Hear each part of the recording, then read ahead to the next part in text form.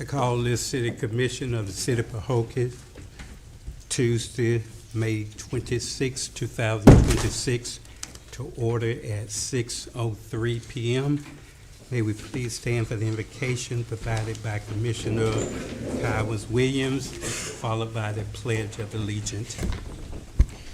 Oh, gracious God, we thank you for our gathering here tonight for our City Commission meeting. Father God, we thank you for how we're able to come together and do the business of the City of Pahokee and make the best decisions that are good for our residents and that are good for our city. God, we just thank you for how you just continue to work with us, and Father God, and how you anoint our tongues, God, and how we can just say things that's going to be respectful of each other as we make the best decisions for this city. Thank you for our residents and how you continue to bless them, Father God, and continue to bless our city. And we ask you for all these blessings in Jesus' name. Amen. Amen. Pledge allegiance to the flag of the United States of America and to the republic for which it stands, one nation, under God, indivisible, with liberty and justice for all. Roll call, Madam Clerk. Mayor Babb, Present. Vice Mayor McDonald, Present. Commissioner Cowan Williams, Present. Commissioner McPherson, Present. Commissioner Scott, Present. City Manager, Present. City Attorney, Here. City Clerk is present. Thank you, City Clerk. Thank you, Commissioners. Thank you, staff, and most importantly, thank our audience for being here to participate and witness us as we deliberate in our regular commission meeting of May 26, 2026.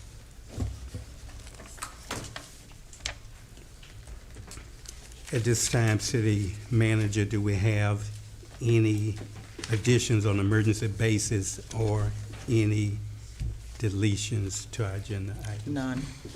Thank you, ma'am. City Commission, having heard there are no deletions or addition to our agenda, what is your pleasure?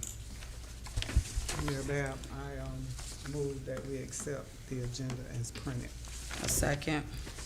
It has been moved by Vice Mayor McDonough and properly seconded by Commissioner Williams for the adoption of the agenda as presented.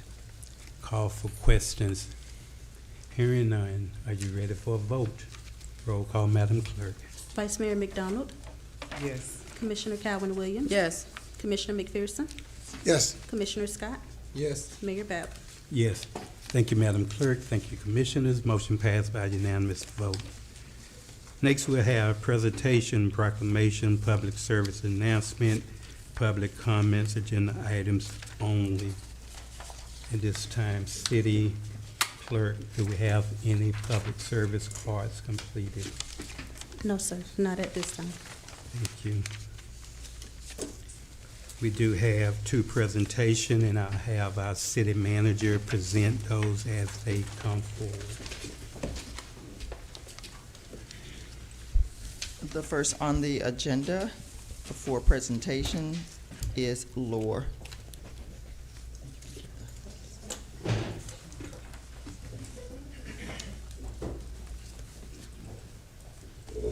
And Lore stands for Lake Okeechobee Regional Economic Alliance of Palm Beach County.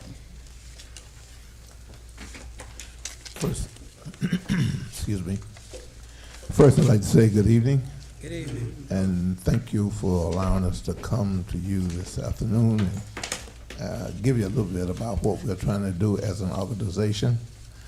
A little bit about law. From our inception, one of the charter members, from our inception, we made up of all the cities. There are members from all the cities as a part of this organization. From first inception, when we first started out, Pahokee had a commissioner at the table and a city manager. Belgrade had a commissioner and city manager. South Bay had a commissioner and city manager at the table to organize this organization and their function. The major thing that we do is we try to bring businesses and organizations to our community, work closely with the BDB Board of Palm Beach County, and soliciting to bring our businesses to our area. At this present, the thing that on our agenda now, the major thing that we're looking at is two hotels that we're looking at. And we have solicited some lobbyists to lobby for us to try to get these hotels, get a nice hotel in our community. We're in the process of looking, trying to find properties. I don't know if you're aware or not, but you should be aware that we have tried to poll each one of our cities to see if they have any land or anything such that we could use in order to put a nice hotel that would benefit the Glaze area. And this is for the Glaze area, not for Belle Glade, not for Pahokee, not for South Bay. And we add Cadell Point. We have to add Cadell Point because this is a part of our region. And even though a lot of people don't recognize them, but we have to recognize them because they all do have citizens there, and they're taxpayer citizens. They should be recognized in our community. But the thing that we're doing now, and we're a nonprofit organization, and basically we survive on donations. And when we first started out, the cities was donating, like each city donated $5,000 a piece. And they did this every year for a period of time, and it kind of dropped off. And you know, but this is money that we use. We don't spend money or send donations or anything. We just use the money to try to lobby for agencies to go into different countries. Countries, different cities, different conventions and things, and try to lobby for the Glaze area and sell our area as to what we have to offer as a place that you would want to bring a nice business of such. You look at Flint Rock and a couple of the racetrack stations that we have. We work closely with some of the things and help get some of those places here. A major thing with Flint Rock is one of our major tasks that we worked on to get here. So I'm going to sit back, and I just want to give a little introduction of who we are, and I'll let Mrs. Roberts kind of fill you in on a little more detail as to what's going on. Thank you.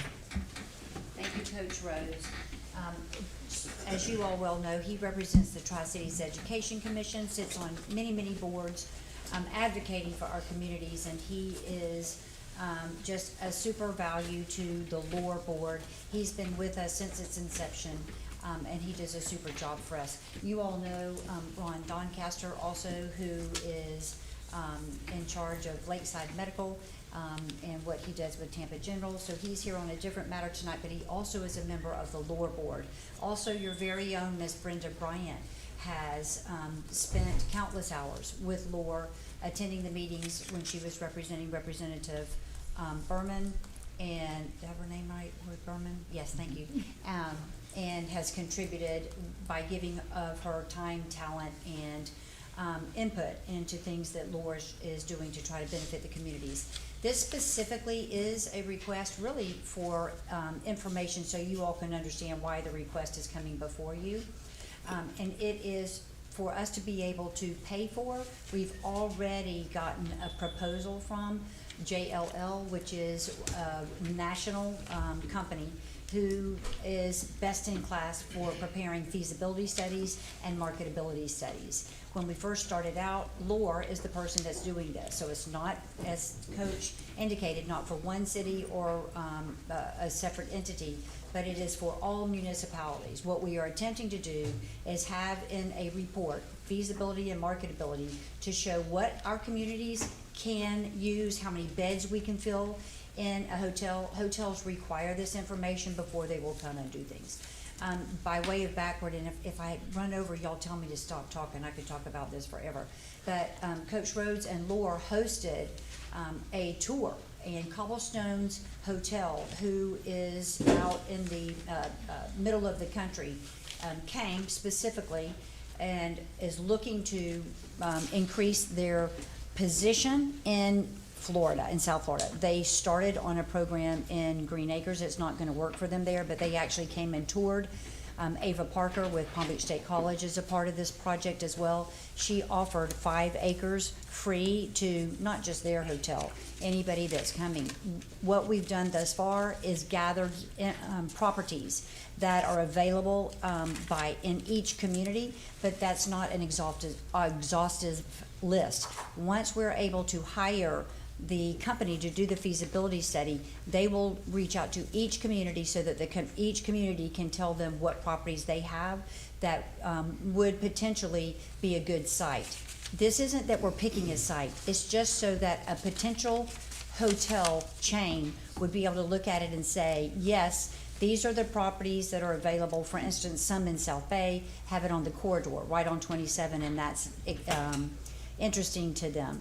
But we toured them in Pahokee, in Belglade, in South Bay. We didn't go all the way to Canal Point, but the mayor, Sarah Baxter, reached out to me specifically and said, well, are you all including Canal Point? And we said, well, yes, we would like to, but we don't have enough money to finish the project. And she is willing to bring from the county 50% of the entire project. It's a $35,000 ask for the report that we will have both a feasibility study and a marketability study to say that restaurants can be supported out here.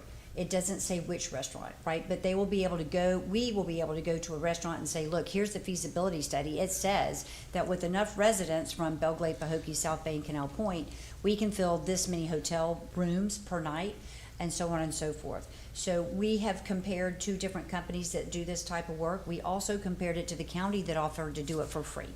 The county doesn't even have an RFP in place. They would have to create it. You all know how much red tape that takes. We love the county, but we don't want to wait that long. We have people, as I say, Cobblestone is calling us back saying, where's the feasibility study? We want to move. And you may not like Cobblestone. We don't have to use Cobblestone. We need the same information for any brand that comes out here. Also looking at a Fairfield in South Bay and some other things. So we're making progress. And so in comparison, the other company also came back with a $35,000 fee, but it was not as comprehensive. One of the people that is a member of the Business Development Board, sits on that board with me, actually is in charge of the hotel concessions, the airport concessions. And so she's kind of sort of from the Glades. She knows and understands business, and she's interested in getting behind one of these franchises, potentially investing and helping us structure this. So I feel like we've got a lot of different people who have expertise in this area, not just us. As Coach said, we're volunteers, which is true. But the city of Belglade has committed, the check is in the path, we should have it this week, of $10,000 to do this project. We would love for the city of Pahokee to give us $5,000. They used to do $5,000 every year. Obviously, that's not as much, but our city doesn't have as many residents, and so we thought that was fair. The city of South Bay has already written us a check for $3,000 because we didn't have to go through the commission process and take so long to get approval. We can go back for more if we need to. That left a difference of $17,000 if city of Pahokee contributes $5,000. And Mayor Baxter has indicated and told her staff, Jonathan Brown, most of you know, is working on a pot of money that would be there to contribute that because the county's included through the unincorporated area.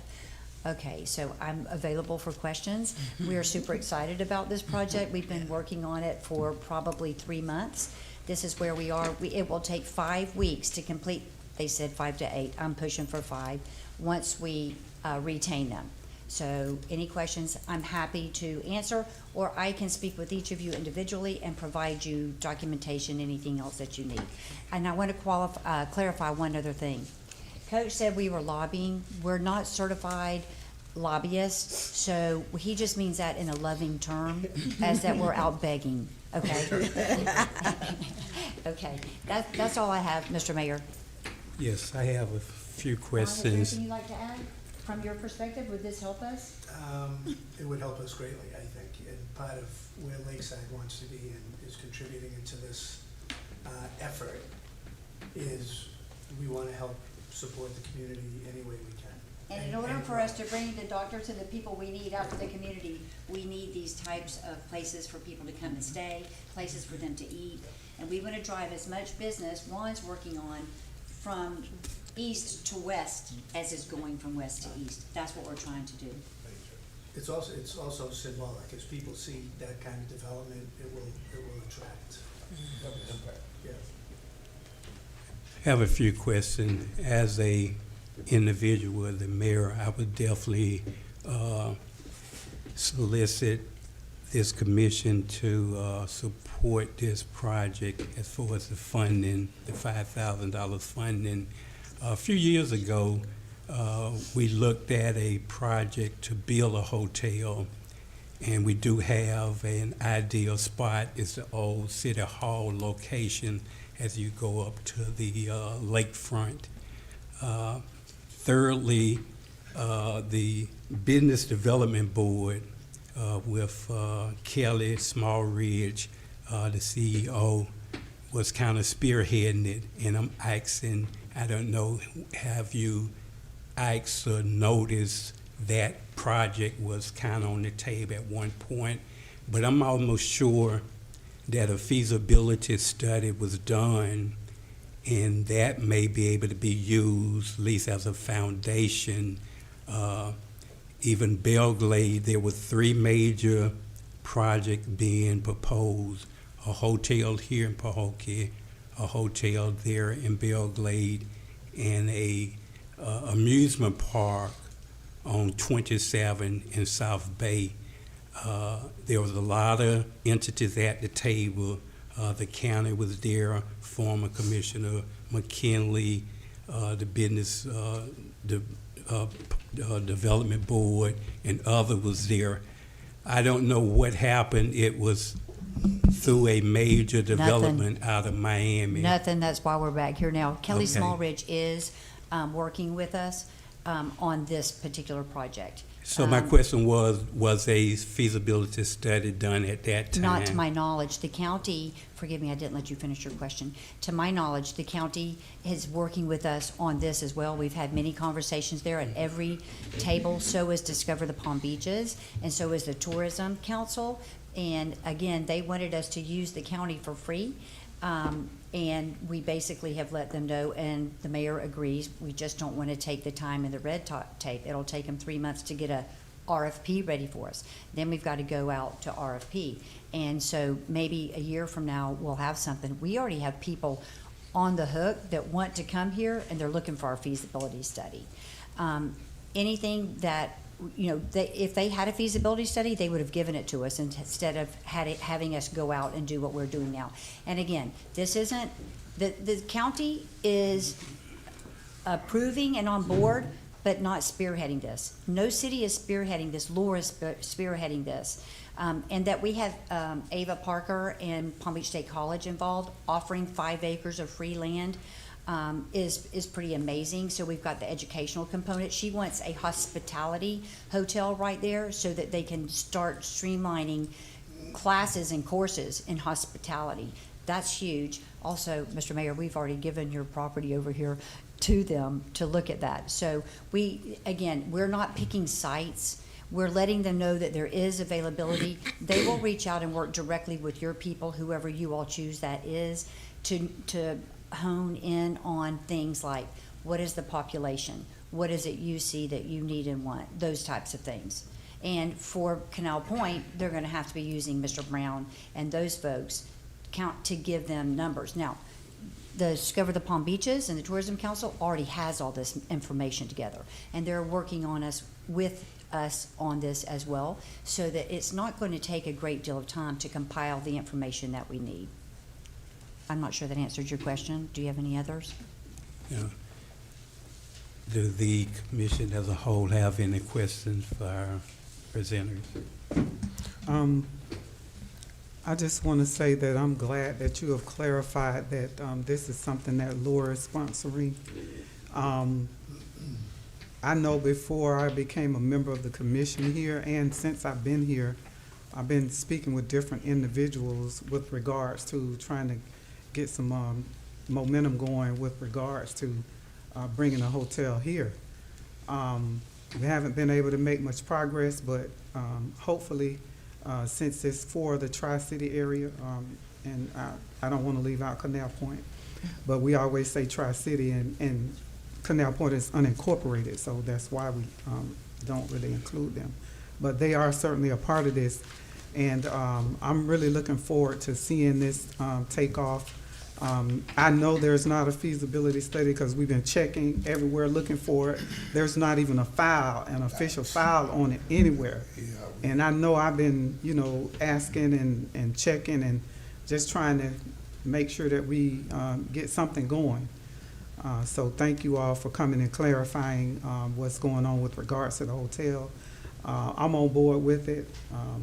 Anything that I can do to be of help to you, I'm available.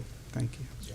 Mr. Mayor Bab, that situation you were talking about, I remember when they did the studies and they was doing some things to try to bring forth that, but it kind of phased out, you know, and we haven't heard too much about it. But if there's something that that county could use, we will welcome that. This is why we went to each city and asked you guys to send us any available land that you might have that they could donate to this cause.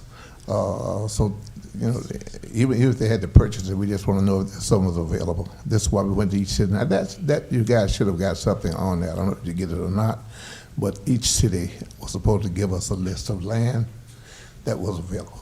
Thank you. Question, does the feasibility study has an expiration date asked for as a time limit when it has to be, that it can be utilized?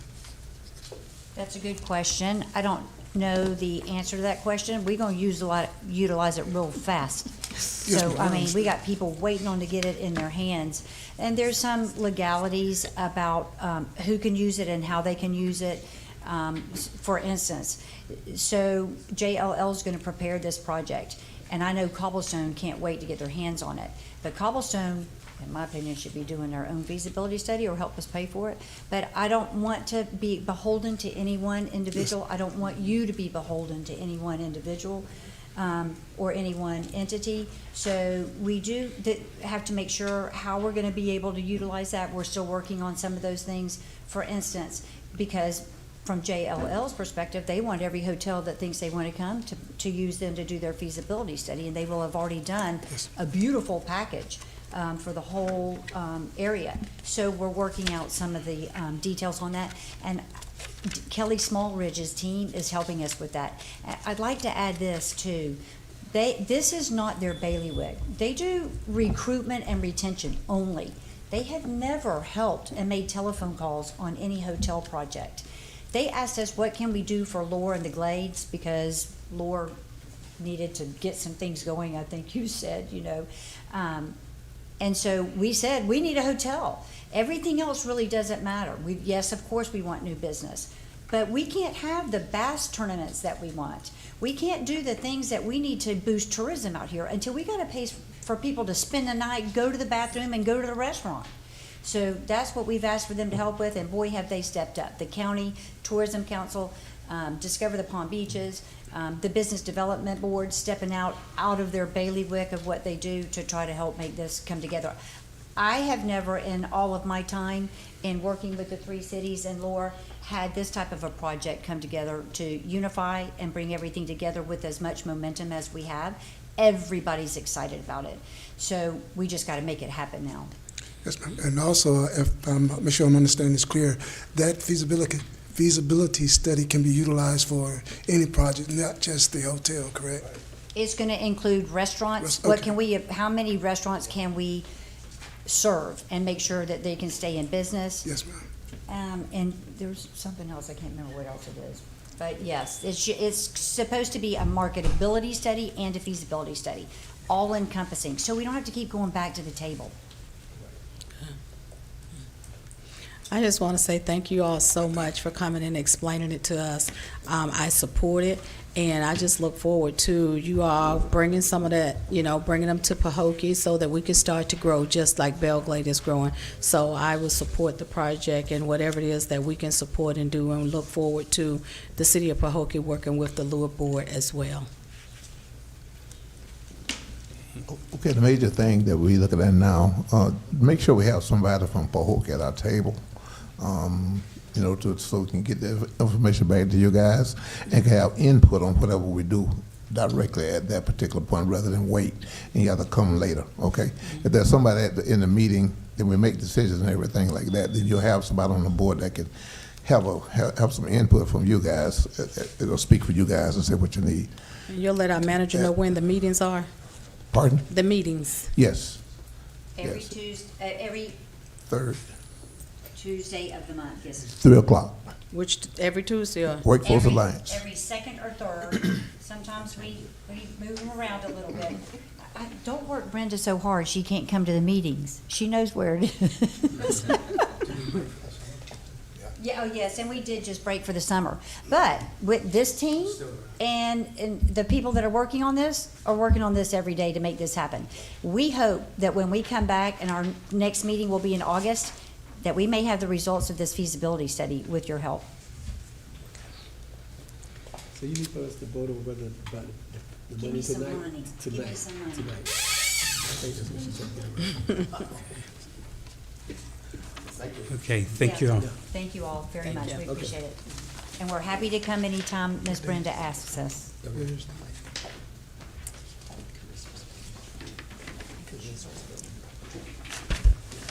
The next presentation will be Mr. Ron Doncaster, Hospital Administrator for Lakeside Medical Center.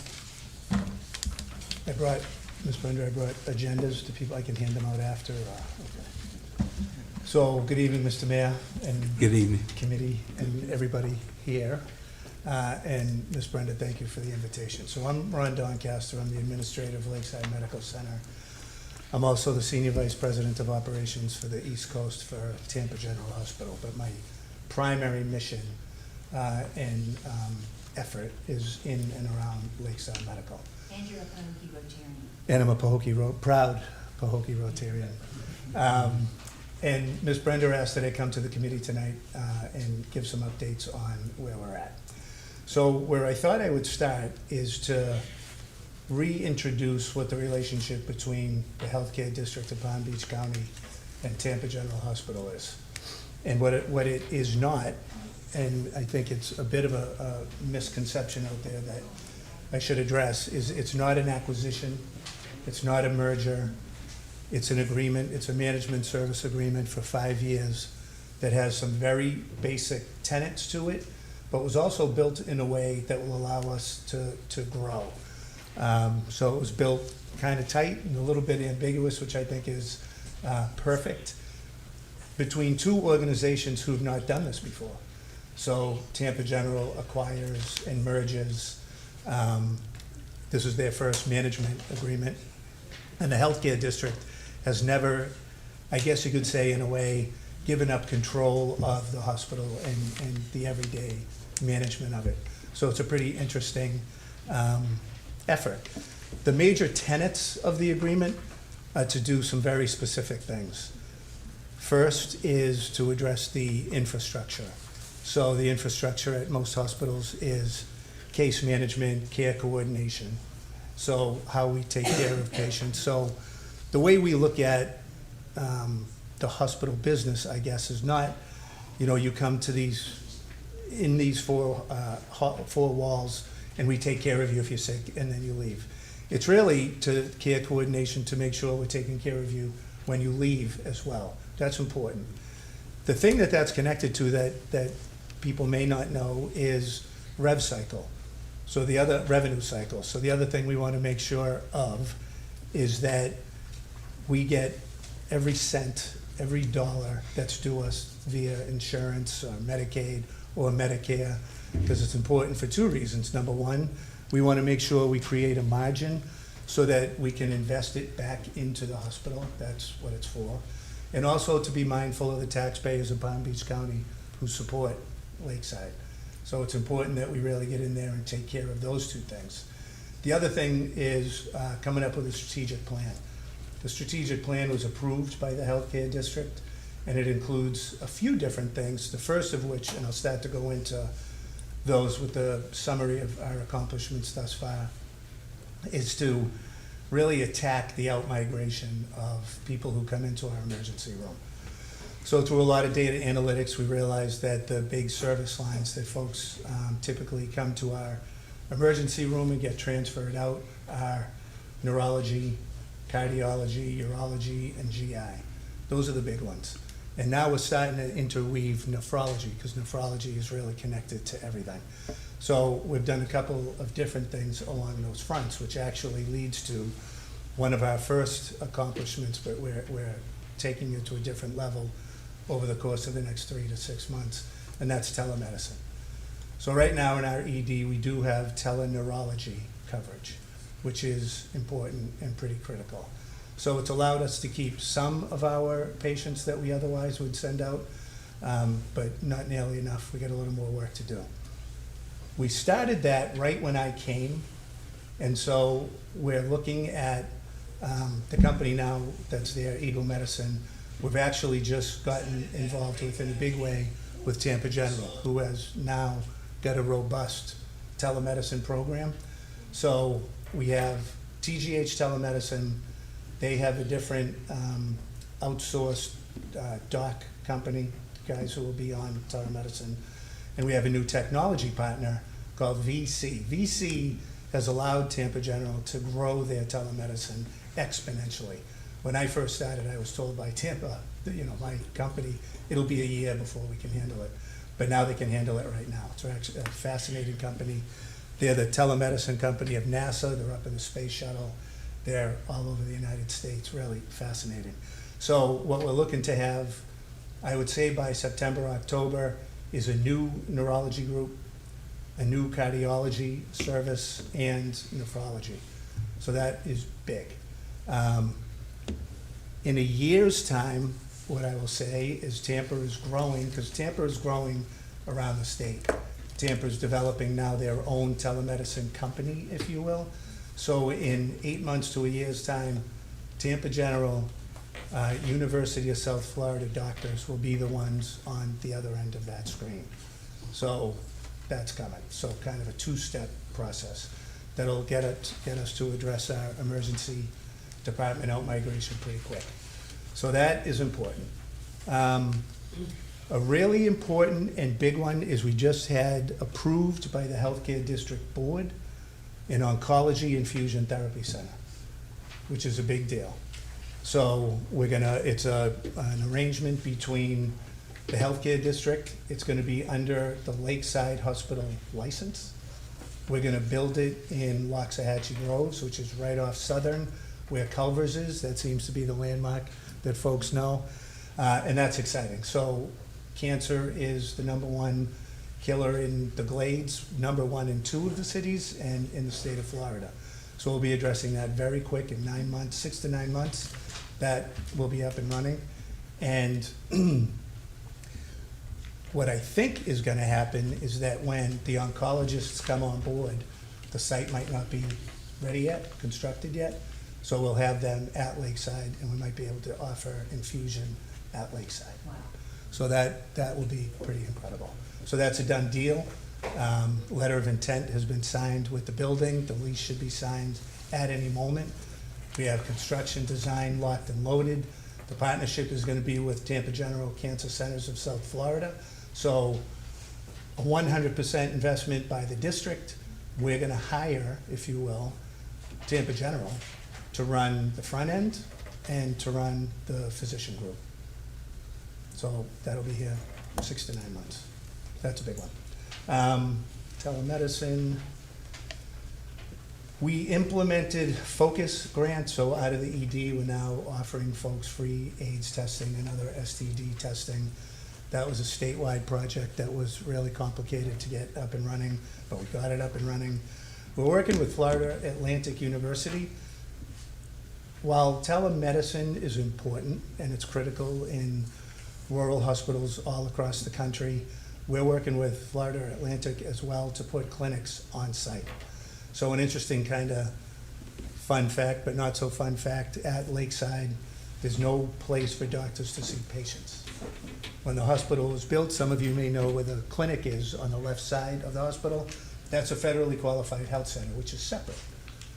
So we're gonna build clinic space on the 3rd floor. We're gonna take some patient rooms and make clinics. FAU, who I just had a meeting with today, has GI urology. Today we met with an orthopedic surgeon, who's very interested in working with FAU, working with rural communities. So I am very confident we'll have clinics on site in addition to telemedicine. And I wanted to let you know that. And then lastly, I'm gonna say 2 more things. The healthcare district has 3 mobile health clinics. So we lobbied over the course of a bunch of different months to get one dedicated to the hospital. So within the month of June, it'll be parked at Lakeside. We have an unbelievable community liaison, Joanne Reynolds, who's pretty tied into the community and has a great thing going with, we're already doing education at the libraries. We do different kinds of clinics at different places. You can call Joanne or myself, and we're happy to run testing sites, education, and ultimately we could do actual mobile clinics, have docs on the clinic going to meet the patients where they're at.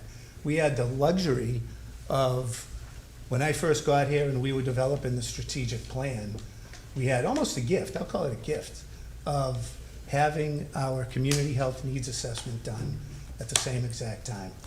So the community health needs assessment is something every hospital in the country has to do. It's interestingly required by the Internal Revenue Service. And it's a fascinating project and process. We had meetings at the hospital, we went out to see the community, and we came up with a community health plan. And that community health plan that we sign on to involves going out to the community, meeting the patients where they are, and we'll be doing that as well. So once the mobile unit is there in June, we'll be kicking that off in a very formal way. So, and then lastly, what I wanted to say is, it's interesting you two are here. So I see people here in the audience. We're very committed to engaging or re-engaging with the community. So we made, Joanne, who I mentioned, that was a priority to get a dedicated community liaison, and she's got a two-part role, doing both community liaisoning and patient experience, so completely focused on our patients. But as Danya said, I'm in the Pahokee Rotary Club, and we'll go anywhere and everywhere to talk about Lakeside, where we're at, what we're doing, and hopefully engaging everybody as we go.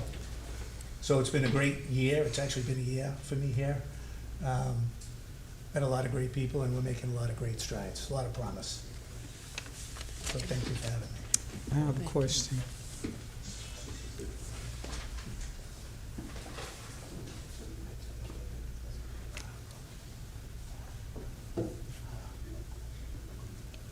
Oh, yeah, all right. Yeah, well, so Coach Rhodes wanted me to mention that we will hire local. So an interesting thing, funny, thanks for saying that. Of course, that's a commitment. I talked to West Tech, we're talking to FAU, South University, we're talking to everybody to think about things like workforce development, because we plan on getting busy. And the interesting thing about the Infusion Therapy Center is we'll get that job list first.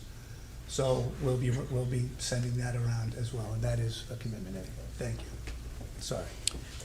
So my question is, you said that you're converting space on the third floor into space that doctors can use to see their patients. Mm-hmm.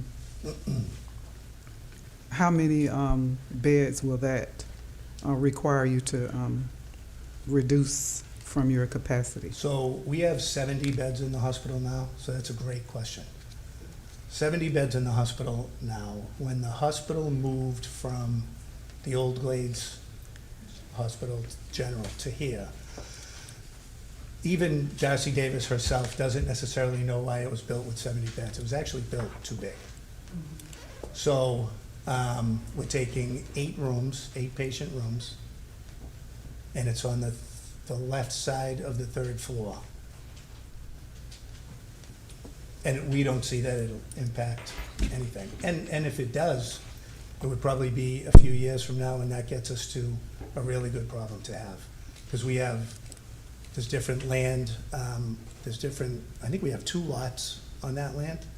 So one of the things that I really talked about when I first got here was building a temporary medical office building in the back parking lot where we could put the doctors. But it's a little expensive, and right now, this is the best way to go. But great question. So potentially, if going forward, you get the business, which would require you to increase your capacity, you do have space that you can expand your facility. Yeah, yes. So right now, when I first got here, the average daily census was between 5 and 10 a day. So we've got that up between 15 and 18 through some various things. And I think what the math shows us is we can get it to 30 or 40. And so there's room strategically. I wish I had the answer as to why it was built with 70 beds at first. But I don't, and they don't either. Yeah, it's interesting. But the good news is, it's a big, beautiful hospital. And if we get to that point, which I hope we do, I hope, my desire, I can't wait for the day when I get my first parking complaint. I can't wait for that day. And I think if we get to the point where we have to move, those 8 offices to a trailer in the back, easy. I have one question. I want to say thank you for coming out tonight. I listened to all of the services that you say you're going to provide, and thank you, and we need them for our community. But I didn't hear you say anything about our OB. Nothing came up about that, and I know that, our residents have to leave and go to West Palm Beach for services. So what have been your talks in regards to reopening up the OB ward at the hospital? So I recognize and understand how sensitive of a topic that is in this community, and I will say a couple of different things. An OB unit is not a phase 1, I don't want to say priority, but it's not first. The first thing we have to do is stop the out-migration for all of those other services. But what I will say, and what I talked to the CEO about a lot, is the healthcare, the federally qualified health center has comprehensive health care, OBGYN, primary care, and we don't necessarily market the 4 walls of the hospital that way. So we do have that, and we do have the ability and the opportunity to take care of women up to that point. I get the sensitivity of it, but it's not priority. It's not in the first phase. And thank you for the question. I know it's not an easy answer. And I will say there has not been one meeting where that question didn't come up. So Yeah. It's on our minds. I hope it continue to stay there too, Yeah, it will, because sure. Yeah. we lose our identity when we don't have a local maternity ward here in the local community. We're well known for our NFL players. Almost 70 to 80, maybe 90 players came from this area.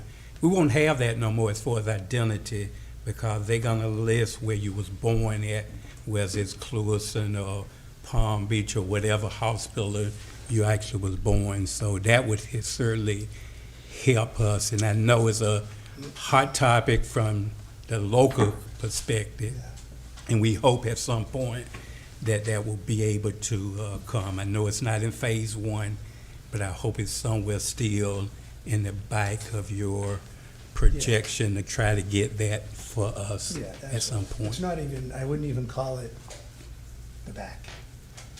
It is top of mind. We get it. Thank you. Okay. Thank you so for the much. update and presentation. We appreciate your service.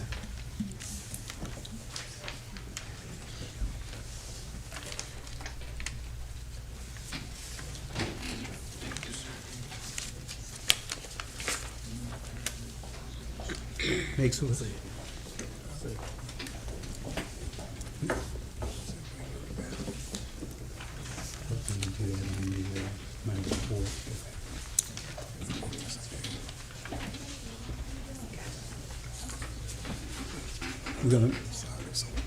We're gonna move to our consent agenda. We have one item on our consent agenda, which is the May 12th, 2026 City Commission meeting minutes.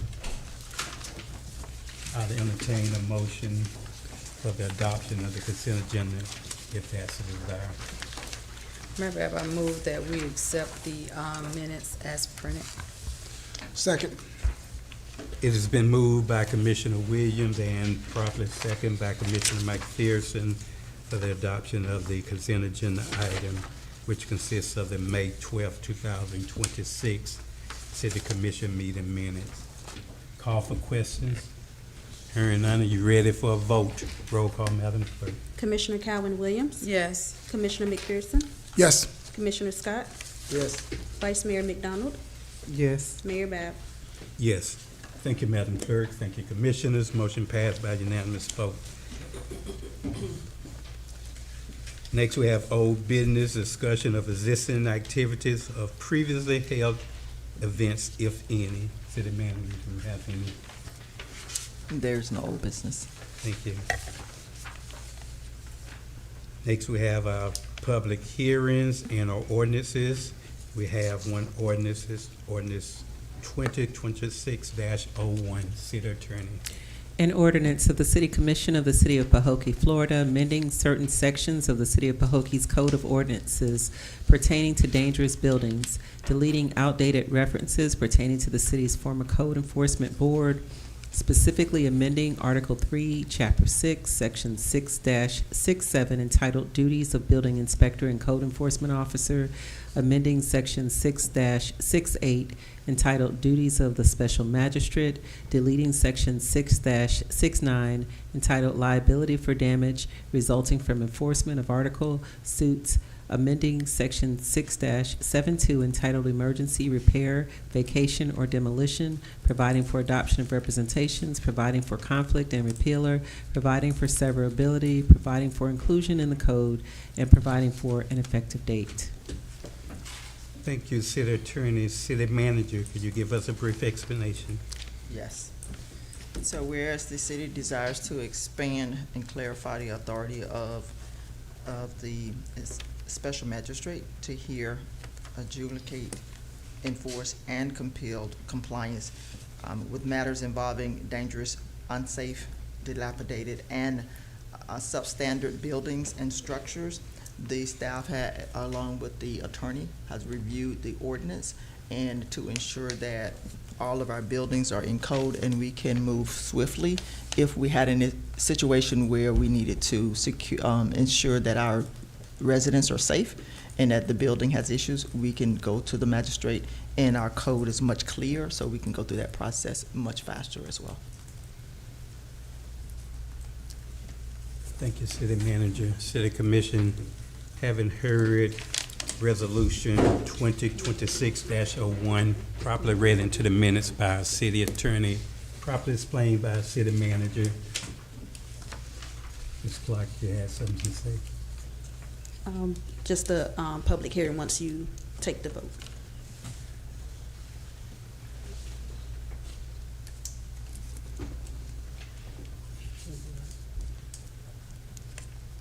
Properly explained by City Manager.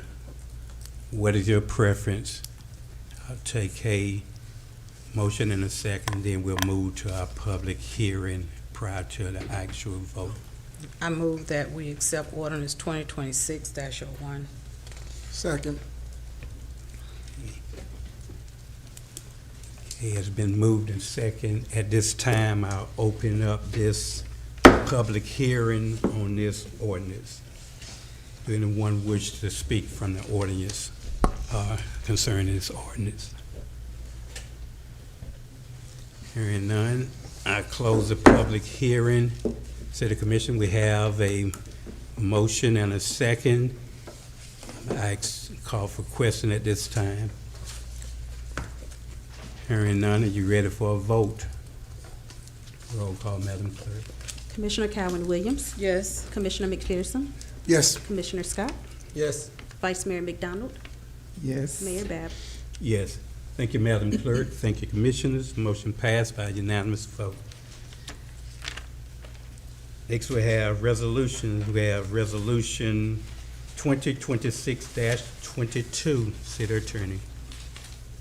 A resolution of the City Commission of the City of Pahokee, Florida, approving and authorizing the execution of maintenance work order ASM 56 for fiscal year 2026-2027 with the Florida Department of Transportation, FDOT, for the maintenance of statewide of state highway lighting facilities within the city of Pahokee, providing for authorization, providing for adoption of representations, providing for conflict, and providing for an effective date. Thank you, City Attorney. City Manager, could you give us a brief explanation? Yes, this is renewing our current partnership.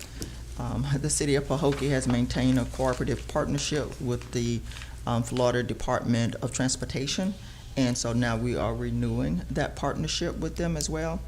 FDOT has approved funding in the amount of $52,308.88 to reimburse the city for costs associated with repairing lighting and ensuring that our city is properly lighted for the 2026-2027 year. Staff recommends approval. Thank you, City Manager. City Commission, having heard Resolution 2026-22 properly read into the minutes by our City Manager, City Attorney, properly explained by City Manager, what is your preference? I move that we accept Resolution 2026-22. Second. It has been moved by Commissioner McPherson and properly seconded by Vice Mayor McDonald. Call for questions. Hearing none. Are you ready for a vote? Roll call, Madam Clerk. Commissioner McPherson, Yes. Vice Mayor McDonald, Yes. Commissioner Calvin Williams, Yes. Commissioner Scott, Yes. Mayor Bab. Yes. Thank you, Madam Clerk. Thank you, Commissioners. Motion passed by unanimous vote. Next, we have Resolution 2026-23. City Attorney. A resolution of the City Commission of the City of Pahokee, Florida, approving and adopting the updated Continuity of Operations Plan, COOP, for the City of Pahokee as set forth hereto in Exhibit A, providing for adoption of representations, providing for conflict, and providing for an effective date. Thank you, City Attorney. City Manager, could you give us a brief explanation? Yes. The city of Pahokee has updated its Continuity of Operations Plan, referred to as COOP, to strengthen emergency preparedness, ensure continuity of essential city services during hurricane and other disaster, improve coordinates among departments, and maintain compliance with applicable emergency management standards and best practices. The staff recommends approval.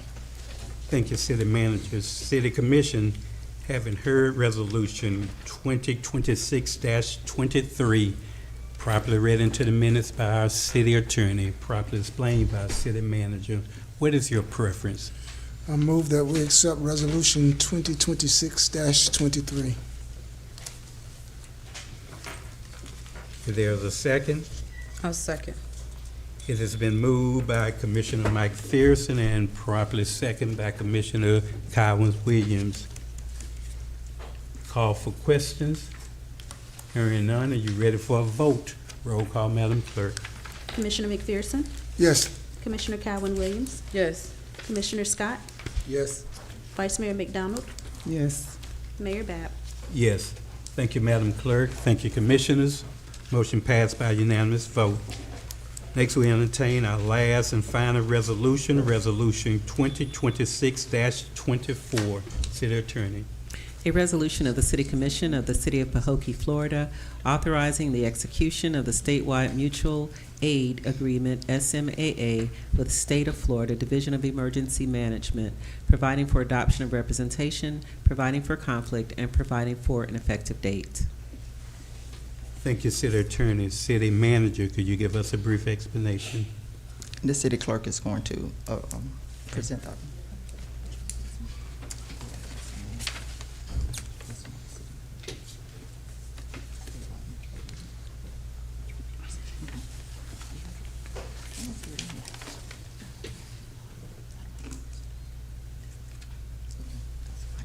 Okay.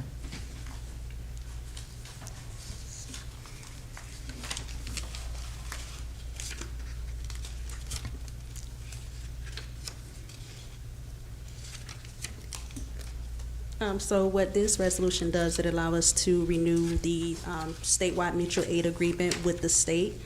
We had one approved back in 2018, and it's just not now time to renew that. So that's what you guys have before you in preparation for the hurricane season.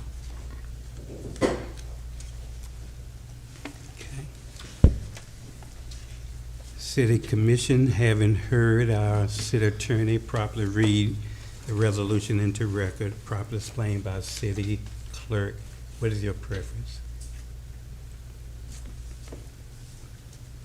I move that we accept, is resolution 2026-23, is that the one we're on? 24. 24, I'm sorry. Mhm. Second. It has been moved by Commissioner Kywans Williams and properly second by Commissioner McPherson for the adoption of resolution 2026-24. Call for questions. Hearing none, are you ready for a vote? Roll call, Madam Clerk. Commissioner Calvin Williams, Yes. Commissioner McPherson, Yes. Commissioner Scott, Yes. Vice Mayor McDonald, Yes. Mayor Bab. Yes. Thank you, Commissioners. Thank you.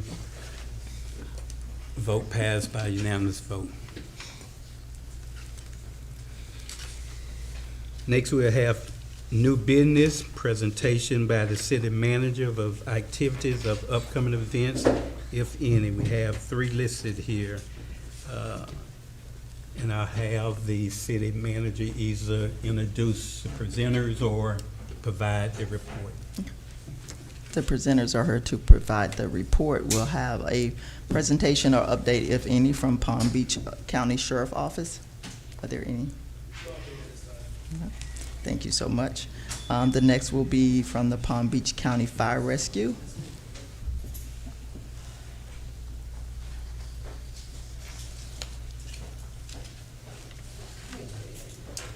Good evening, everyone. Good meeting. How's everyone today? Ray. Good. Happy faces today. Good.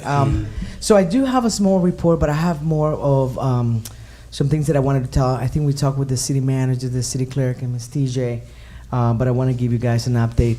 So this is just an average of what fire rescue kind of runs during the months, and I'm not going to bore you guys with numbers and stuff like that, but it's always steady. For us, that's what we look at, the numbers and the costs that we run.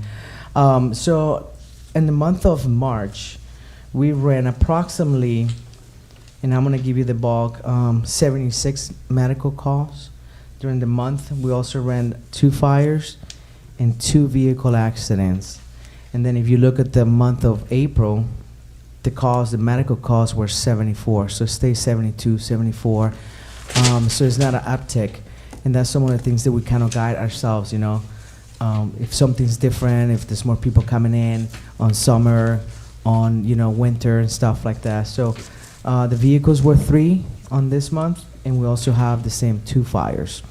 There was all the other costs like assistant investigations, and that could be anything from a failure to a smoke detector, or someone just want us to check out if their home, if it smells like smoke, or they're unsure, or they just call 911 for whatever reason. So we do go and investigate.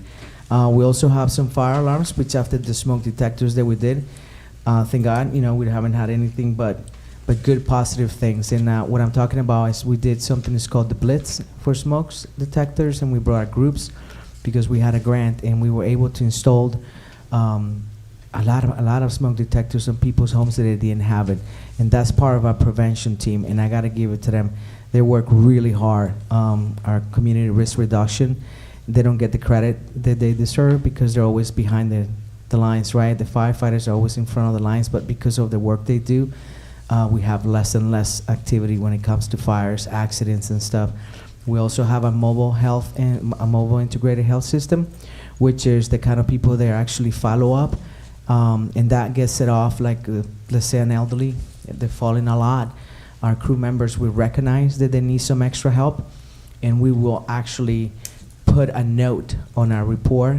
Our mobile integrated system will get it, and they will come out and try to help them. But prevention, falling, teaching them what kind of socks they don't need to wear, helping them with all kinds of things, phone calls, getting them in contact with, insurances, or health support, any type of health, psychological. So it's a really good thing they would do. But again, they don't get enough credit. So I'm just letting you guys know this out there for us. I feel like I'm eating the microphone.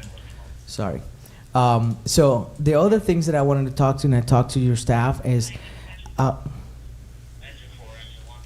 sorry, there was a lot of things that we can bring as Palm Beach County Fire Rescue to the community and to your constituents. Some of those are the drowning prevention. We have something that is called, the drowning prevention. We have had classes where it's the sinking vehicle, and it's very important because the bodies of water are here. They're everywhere. So we do partner up with the Drowning Coalition of Palm Beach County, and they come out and they do classes. So another thing that we also do is fire extinguishers. A lot of people have them, but they don't know how to use them. How many people out here have used a fire extinguisher? Okay. How many people have an extinguisher and don't know how to use it? Right? So it is important. And it's nothing to be shameful, because when you purchase a fire extinguisher, it gives you a sense of security.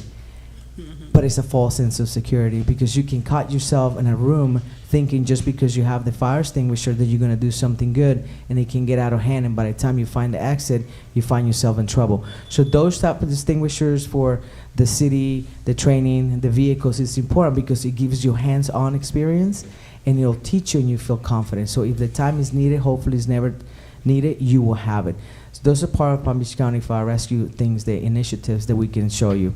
And I don't want to lose you, but there's so much more. But fire extinguishers, drowning prevention, CPR, hands-on, all of those good things. That if we can help the public get to know it before, it can save lives. It can actually help us help the community. So please reach out. I just sent an email to Ms. TJ, and I think the Ms. Clerk and City Manager too, about what we spoke the last meeting about the food trucks and stuff like that, and the little things that can help make the event safer, and we're working on it really hard. So that's all pretty much I have for you guys. I mean, unless you guys want to come and visit us in a fire station and ride with the fire truck, I mean, we can turn the woo-woo lights, and you will feel the experience. So any questions are welcome.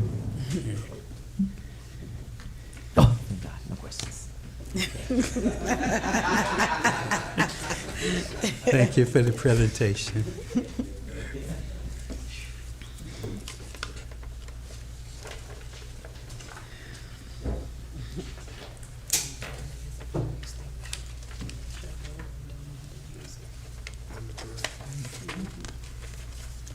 Okay, next we have the discussion and direction for consideration of taking the summer break from the regular scheduled commission meeting on July 28th, 2026, and August 11th, 2026. Commissioner Collins-Williams brought this to our attention to have us look at this, add it to the agenda, and consider taking those 2 days off as a summer vacation. Last year, the commission did it. I mean, it's a new year this year, so it still will be up to the majority of the commission if they desire to have that done. I'll give Commissioner Collins-Williams an opportunity to kind of speak on why she thought it was important to bring it before us, and we would have a motion and a second with question to consider voting this up or down if we decide that's the direction we would like to go. Commissioner Williams. Well, you've pretty much summed it up. We took a summer recess, is what we called it last year, and so that's what I was asking, that the commission take a summer recess for those 2 meetings.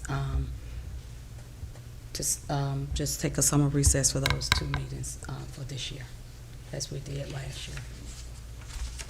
And we would still be within the charter, because the charter says that we just need to have at least 1 meeting a month. And so we would not be going against the charter.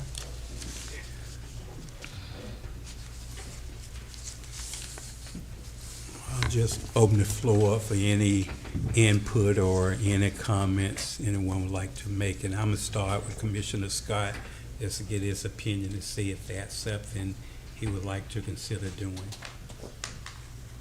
No, I wouldn't consider it, because it didn't happen like that last time. I think it just happened when something came up and we took it off.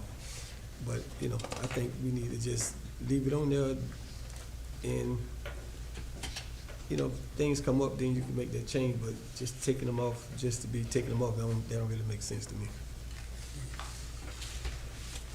Commissioner McDonough have any? May I just respond to Commissioner? Let everybody Oh. get at least a chance to. Oh, no, I was give just gonna input. tell him it was a resolution. We didn't just take it off because we had to get it approved. Right. So I just know. want to know I'm that just it was a saying, but resolution something that came was up with brought. that, during that time that we took it off. We didn't just approve it up front for 2 weeks off. I mean, Yep. two meetings. Yes, he brought it ahead of time and we did get it approved. He brought it, Mr. Jackson brought it and asked that we had that time off. He did, Mhm. just like we're doing now.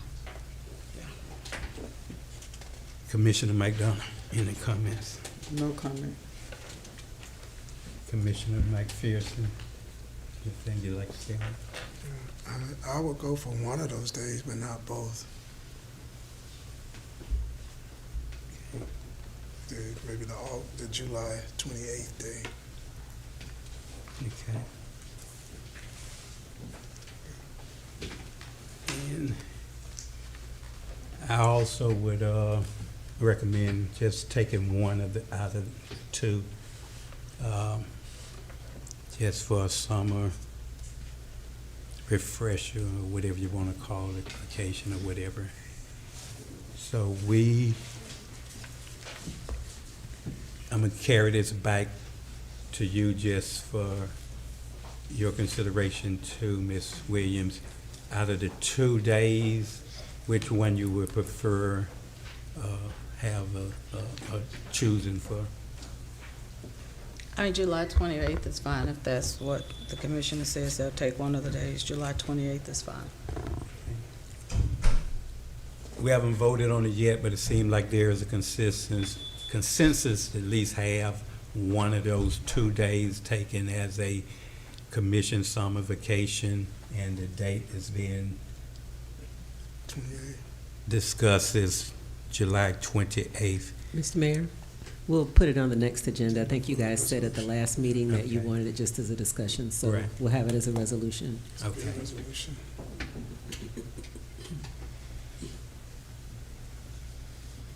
So this item was up for discussion, and we kind of consensusized that we will look at the 28th of July, and it will be brought back at our next meeting for official vote up or down.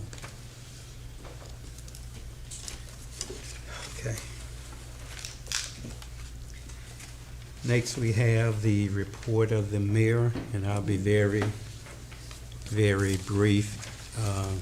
It is with heavy heart that we share the passing of Valerie Mays, a cherished member of the city of Pahokee through Prime Star Digital.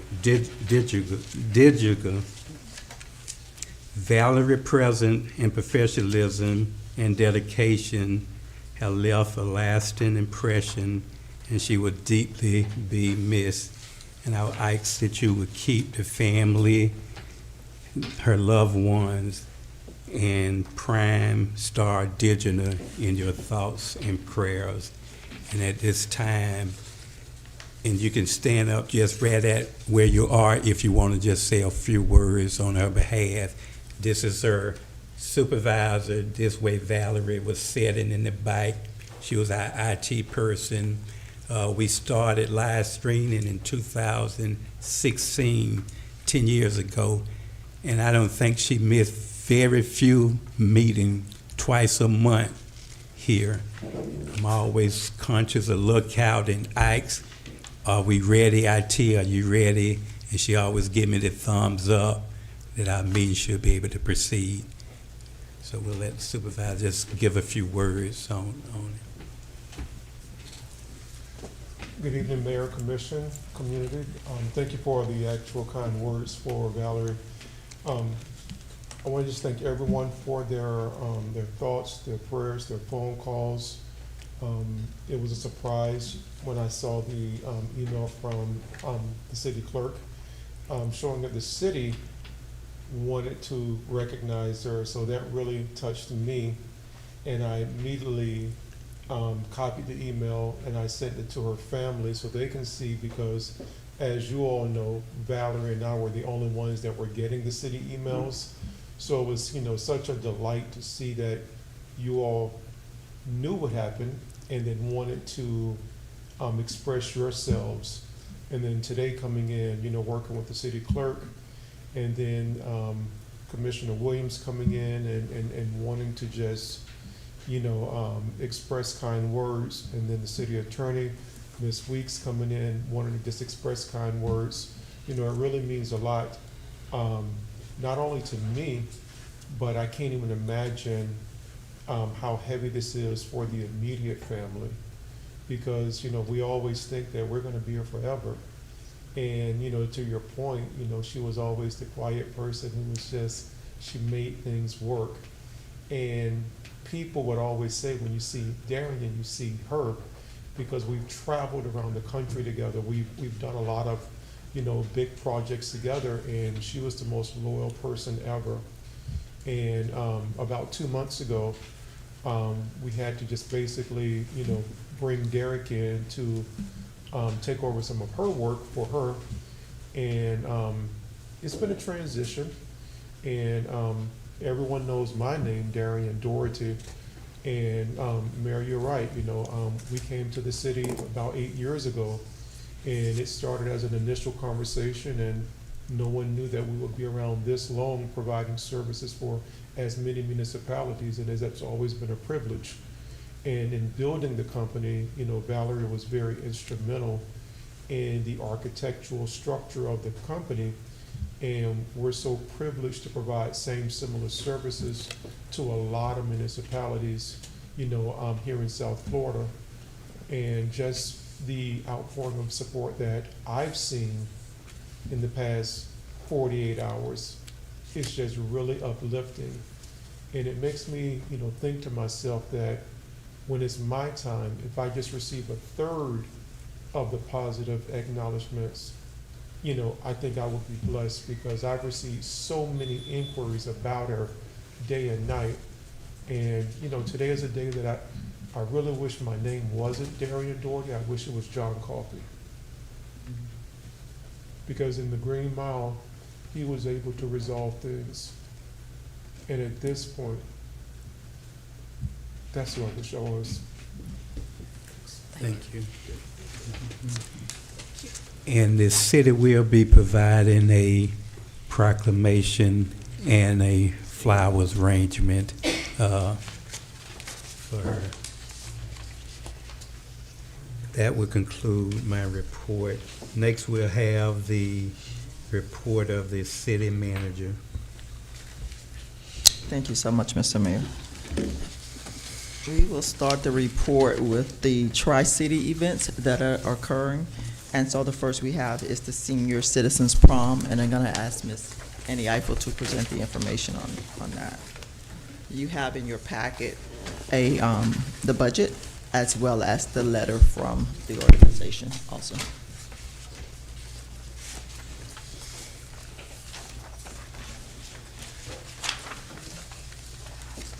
Good evening, Mayor, Commission, and Pahokee residents.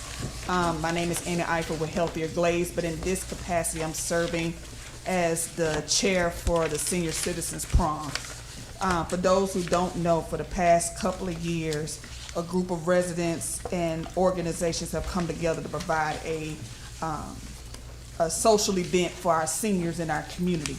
And so each year, and Mayor Babb knows this as well, we always invite the cities to support the senior prom in some capacity. The last time that we had it here in Pahokee, City of Pahokee provided us with the use of the facility for the event. So this year we also are including, we started including Clewiston as part of this as well, so it's actually Quad City. But we've included Clewiston, and I sent a letter to Ms. Bryant asking her to share with you guys. We're asking all of the cities to provide us with support of $1,050 to offset the cost for the senior prom, and this will be coming from all 4 cities. What that will include is for the, pay for the use of the facility, as well as, other items regarding the DJ, the, 360 machine, and other stuff. This event is at no cost to the seniors, and this was, the original brainchild of Miss Lynette Butts, who started this years ago before I even became part of this. And so Reverend Willie Lawrence has been in communication with all of the cities. I know he's been in close communication with both Mayor Kyles, Mayor Wilson, and I know they probably have gotten in contact with you, Mayor Babb, as well. So right now, we finally got the logistics. The event is June 6th, which is next Saturday, and we're asking everyone to contribute $1,050. We've already gotten our checks from Belglade. South Bay is getting ready to cut their check. Clewiston will be getting theirs at the end of this week, and we're just wanting to make sure that Pahokee was aware of this as well, with all the changes that have been happening with your leadership with city manager. Just want to be clarified on that, $1,050? Yes, sir. Okay. Yes, sir. Where is it at this year? It's going to be at Lakeshore Lakeshore Middle School cafeteria. Yeah, last year was in Clewiston. This year is in Belglade, representing Lakeshore. I think next year, I want to say South Bay, and then Pahokee is after. But I'll confirm that and let you guys know.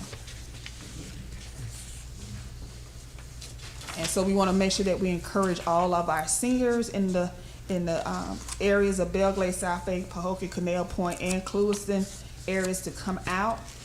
It's a Mardi Gras theme, purple, green, and gold.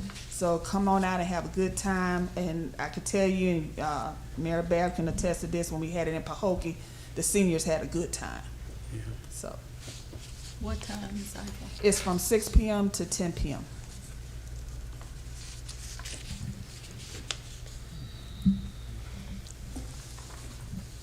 And what is the latest date you're going to need the financial support, if at the latest? I know it's right around the corner, so Right. it's something we got to do I know we pretty have quick. to pay for the space by Thursday. Okay. And city manager and the clerk, I'm gonna say this, city attorney, I don't want to be out of order. I just want to make sure that a motion tonight could be at least made to authorize the city manager, if funds are available, to find a way to support this by donation of $150 tonight. $1,050. $1,050. Well, the way that, and that's one of the things I was going to bring under my report, dealing with just things that you all consider emergencies to be within the discretion of the city commission, added language, so that it's not something that you get tagged on by other entities if anybody just wanted to call the IG or something. Here, it sounds like it doesn't really matter when you get the money, right? So if they had it on another agenda, the next agenda, you still get the check if they voted for that amount to be given to you, right? As long as, yeah. Right, so I'm thinking that you probably want to just put it on the next agenda, if there's a consensus about the purchase of it, and then put it on as a resolution, and then you'd approve it, and then you send her the check. As opposed to voting for it tonight, because it's not, at least considered under what some people may look at your code. And one of the things that I was going to suggest is that what happens, the way it's written right now, your code, it doesn't even allow for the commission. It just has words like for the protection of public health, safety, welfare. I mean, you could decide if you agree to change your code.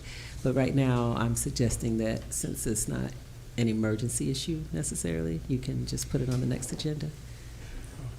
But So, I thought in our budget, though, that the commission had a line item for the budget of a certain amount. Okay. you do. So you want Well, to if you haven't, have you? Contribution to communities, organizational services. Yeah, maybe and even with that, you all have been bringing those back, but maybe the manager knows. I just didn't want to put her on the spot and Right. say, I don't know how much has been used already. So, but- Yes, we do. We do have that information available. The line item for the commission is $10,000, and there's $9,025 remaining in that line item. So would the vote be for authorizing the city manager to utilize $15,000 of the, $1,500, forgive me, Yeah, $1,500 of the, I misspoke, I knew what it was, sorry. That's okay. Give you a real gift, right? I know, right? $1,500 of the. No, $1,050. $1,050 Right. of the budget, okay. Okay. Okay. I appreciate that though, but yeah. And when is the event? I thought you said it was June 6th. It's June 6th, yes. We've been working on this thing since March. But it's been some, I know I had brought it before, I brought it to Tammy's attention. I haven't had a chance to, and then with all the changes that happened, I haven't had a chance to sit down and have a conversation with Ms. Brenda. I think Reverend Lawrence has been having conversations. So I wanted to make sure that I was here tonight so that you were aware of what was going on. So if we wait until the next meeting to vote on it, it's gonna be after the. It will be event. after the fact, correct. But she's allowing us to utilize, according to the thing, we can do it tonight because of the. She has her discretionary budget. Expression budget that's in our budget, the commission's budget to do it. Okay. So we have to put a motion on the floor. Yes. Mayor Bab, I move that we take $1,050 from the city commission's donation fund that's in there, in the line item in the budget for the senior prom. Second. It has been moved and properly second. Call for questions. Hearing none, are you ready for a vote? Roll call, Madam Clerk. Commissioner Calvin Williams, Yes. Commissioner McPherson, Yes. Commissioner Scott, Yes. Vice Mayor McDonald, Yes. Mayor Bab. Yes. Thank you, Madam Clerk. Thank you, Commission. Motion passed by unanimous vote. And on behalf of the committee, I say thank you. Thank you. The next item on the list for me is the national the food distribution, which is the next item in your package. We received information, and there's a flyer as well, from the Office of Community Revitalization, and they are presenting a food drive in about 4 or 5 different cities, and one of those is Pahokee. It will be held on June 5th at the United Missionary Baptist Church, which is at 225 Bacon Point Road. The food drive will begin at 10 o'clock a.m. and it will continue until all the food is distributed. So this is informational, so we've already posted the information as well, so the community will know, but we ask everyone else to also share the information. The next item we have down, which you do not have in your packet, is the National HIV Testing Day event, which will be held on Friday, June 26th, and it will be held from 11 a.m. to 2 o'clock p.m.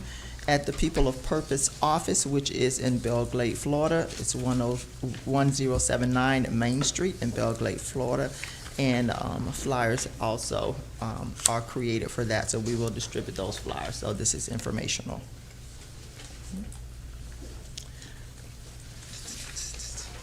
The next item on the list that I have is the cemetery backhoe purchase, which you have an invoice in your packet of the information, and it's an actual quote, and it has all of the information pertaining to the backhoe as I presented, I think, at the last meeting.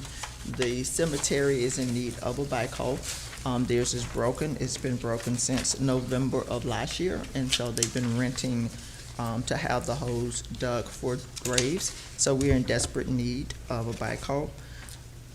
The staff has researched, along with Public Works, the backhoe and trying to get as much information as we can to get the equipment that is more feasible and economical for us as well.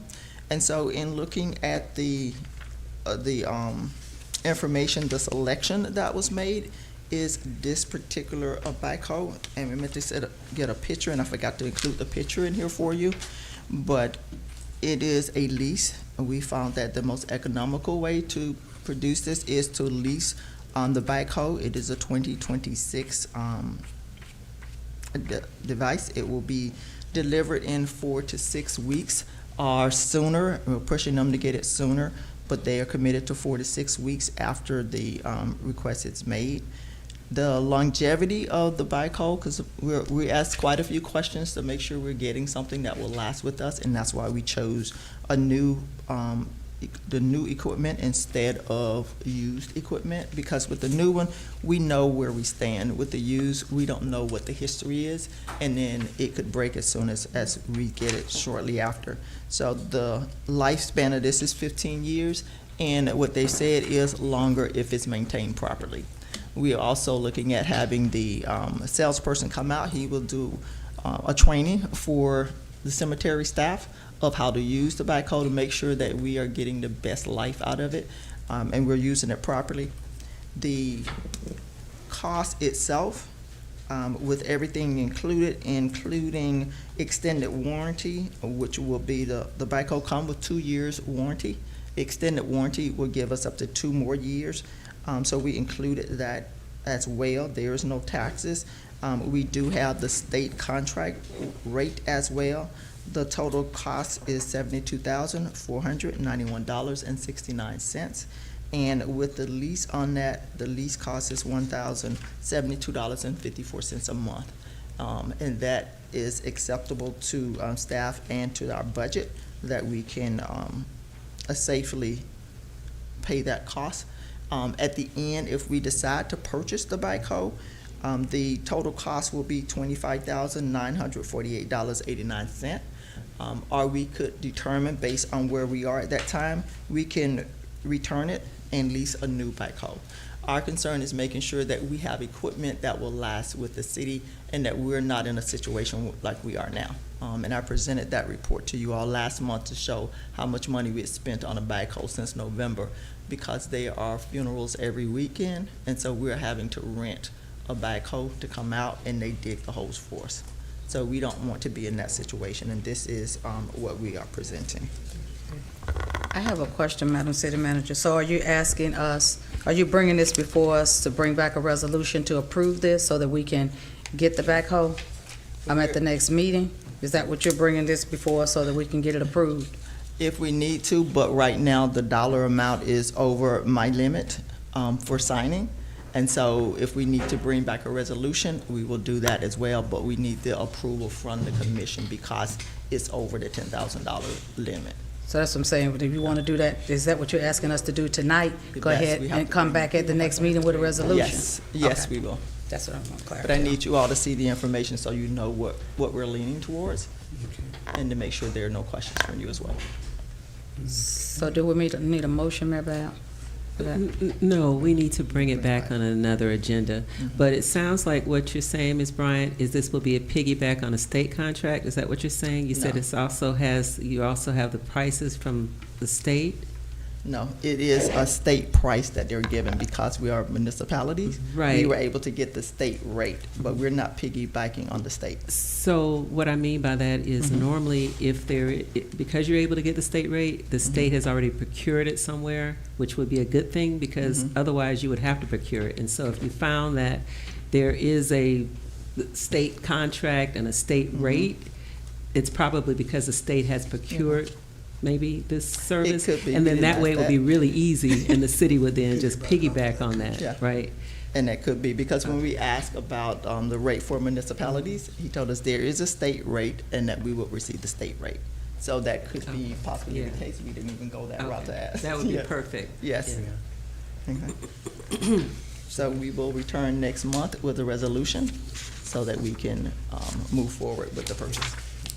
And Ms. Bryant, this would just be a recommendation. I would recommend that we at least have another staff, maybe from our public works or even the recreation department, set in on that training, since it's not gonna be a charge to us taking the training. I don't know how difficult black hole would be to operate, but it certainly would be advisable to have at least one additional person to be able to use it in the event the two guys who are at the cemetery, one or two may be out for some reason. So we will have 3, but we will get as many as we want. They don't charge for that, and there's no limit. So we have the 2 that's at the cemetery, as well as the supervisor will be doing the training as well. But we can bring others over so that they will know how to operate. Right. But for the main part, we have 2 operators. But But- thank you, yes, we will. I have a question. Did we send this out for procurement? Well, You just had one quote. that's what she's suggesting about, The if we piggyback from the state. piggyback off of another, off of the state contract, then we don't have to put it out for procurement. Okay, that's what I was asking. I was like, this is one. No. Oh, I have another question about this cemetery, because a lot of people calling me about the cemetery. What are we doing about that? I mean, as far as the holes and whatever. I have that on my report as well. Oh, okay. All right. Thank you.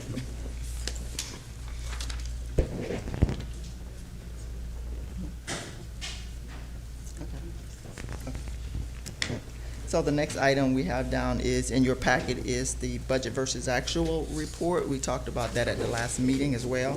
And you all suggested that you only need it once a month. And we selected the first month, the first meeting of the month. But I wanted to make sure that you had a report so you could see what's here. And if there was any questions you had or any changes, then you would do that as well. So the way that the budget versus actual report is created, on the left column, it has the charge codes, and as you'll see, the charge code for it, and then it has the name, the city commissioners. And so you'll have all of the line items that are under you. The next is the city manager with all the line items, so you can see the cost. And the first is the committed current month. This is how much that was spent in the current month for that line item. Then you have the committed year, the total amount that was spent during this year. The next 2 are pretty much the same amounts, but the current appropriation is what we want to use, because if there was any updates, it will be in the current appropriations. So you would use that amount. And then the available appropriation is the amount that's remaining in that line item. So you would know at all times what's there, just as it was today. Your line item is here, so you know how much money is remaining, how much funds is remaining in the contribution and sponsorship for the commission. So you would have that on a monthly basis, so you'll be making informed decisions when individuals are coming to ask for your donations. And in general, you'll be able to also see the other line items, so you'll know where the city stands overall. So I wanted you to have this for now, so you can have time to review it later. Any questions, you can just give us a call, give them a call, and we can explain anything else that you may have. But you'll see each department, which is how the budget itself is created and organized.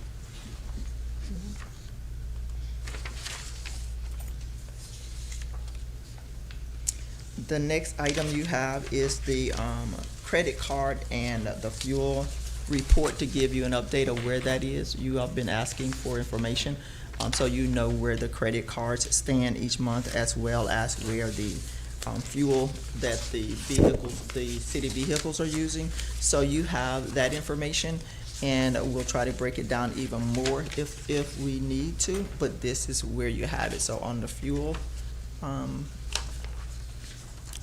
is landscape. So on the fuel, it has by department that you have, that's on the budget versus actual, and then you have the amount that has been spent for the year, and that for the year is starting October. So this is October 2025 to current, until May 2026. And the same on the other is the credit card report. So the credit card we have to you by month, trying to make it useful for you, and we'll see how we can break that down more as well. But this is by month, again, starting from the beginning of our year, which is October 2025 through April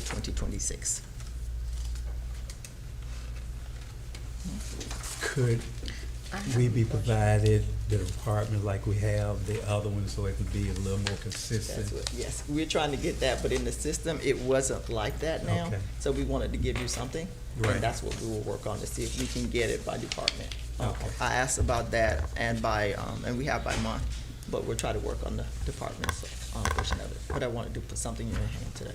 I just have one quick question, City Manager. As I look at the budget, I notice I see a lot of negatives. So when those, I guess you'll come back and explain to us where the money came from and how you're gonna get it back in the positive? Because I think these are some questions I've had before, because as I'm looking at this, I'm seeing a lot of negatives on here, that we're in the negative. And so, you'll come back and explain. Yes. Okay.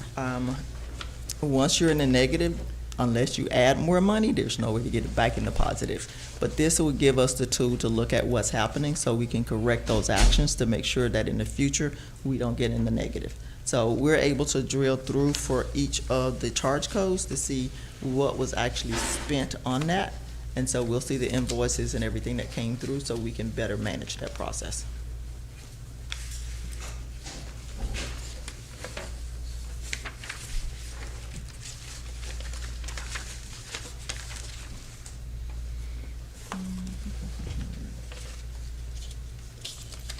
The next item, which, again, we forgot to place a letter, is the City Hall is right now infested with termites.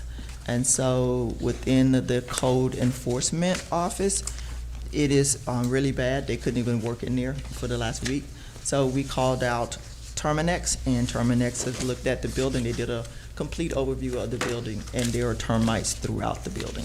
It's just really bad in that one office. So they provided a schedule for us and asked that we, the best resolution is the tent of the City Hall so that we can fumigate the total City Hall to get rid of those. So what we've looked at is the schedule as well and trying to get times that are less problematic for the staff.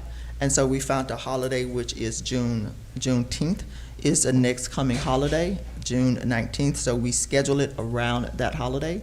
So the process that will occur, and I did the letter, so I'll send a letter to each of you so you will have it in writing as well, is on Thursday, June 18th, the Terminex will arrive at 8:00 a.m. so that they can tent City Hall. That is on a Thursday, so that means that the staff at City Hall will work from home that day. Someone will be there with them to make sure that the City Hall is properly tented and secured. On June 19th, which is the holiday, around 12 noon, the Terminex staff will come back to remove the tent.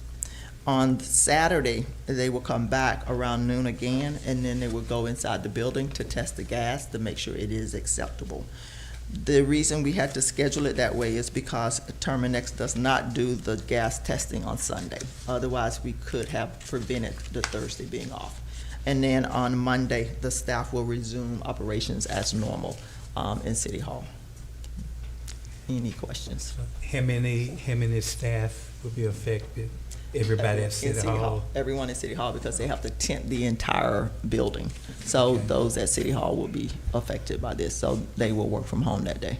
Okay. Mhm. Are they all able to have work done at home? I mean, all of them gonna have what, computers and whatever they need? Everyone except for the receptionist, but we can give her other items, but she is the only one, the attendant. Everyone else does have laptops and can work from And I'm home. just asking, No, have we that's a looked better at, person. say Came like, over to Parks and Rec.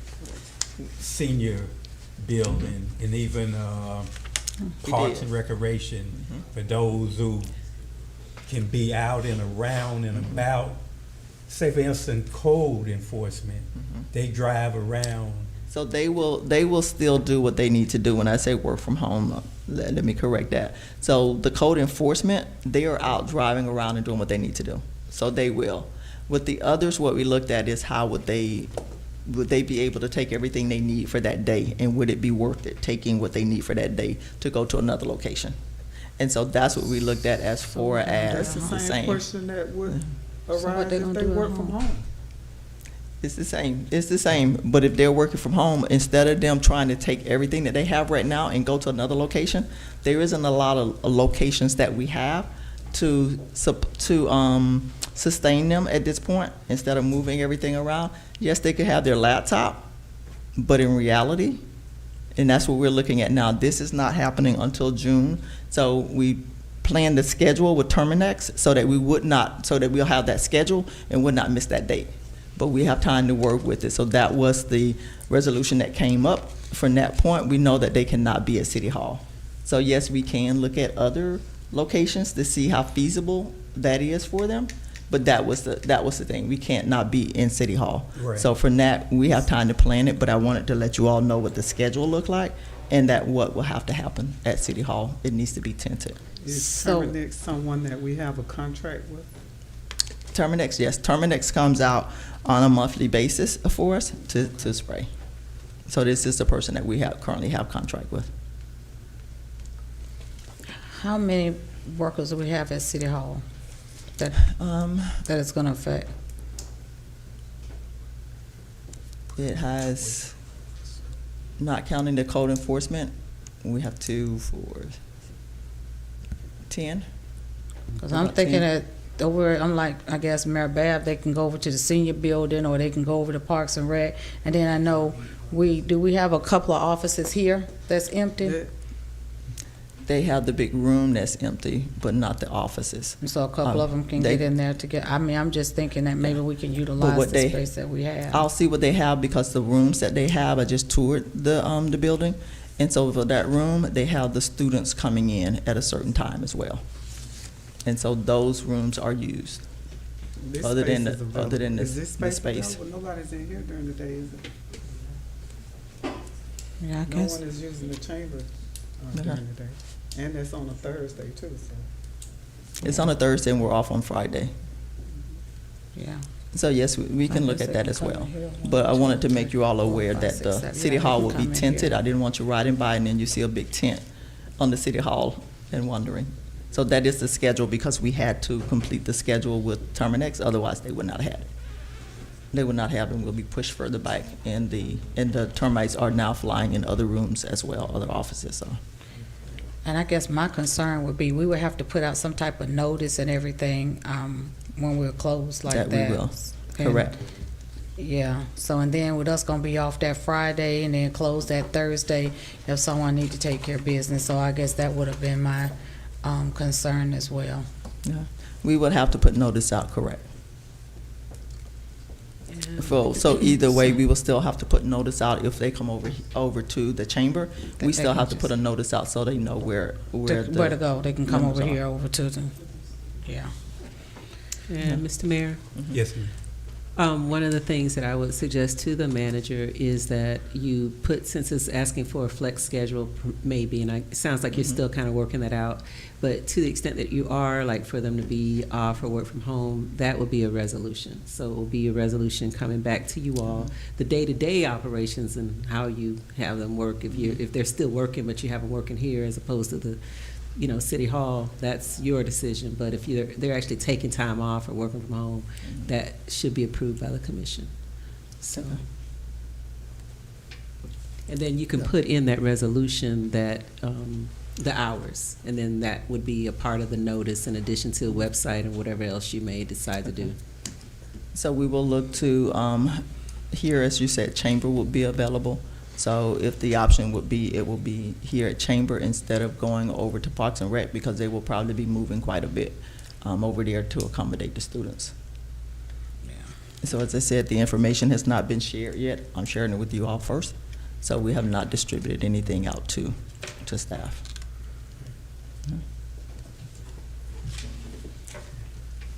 The last item,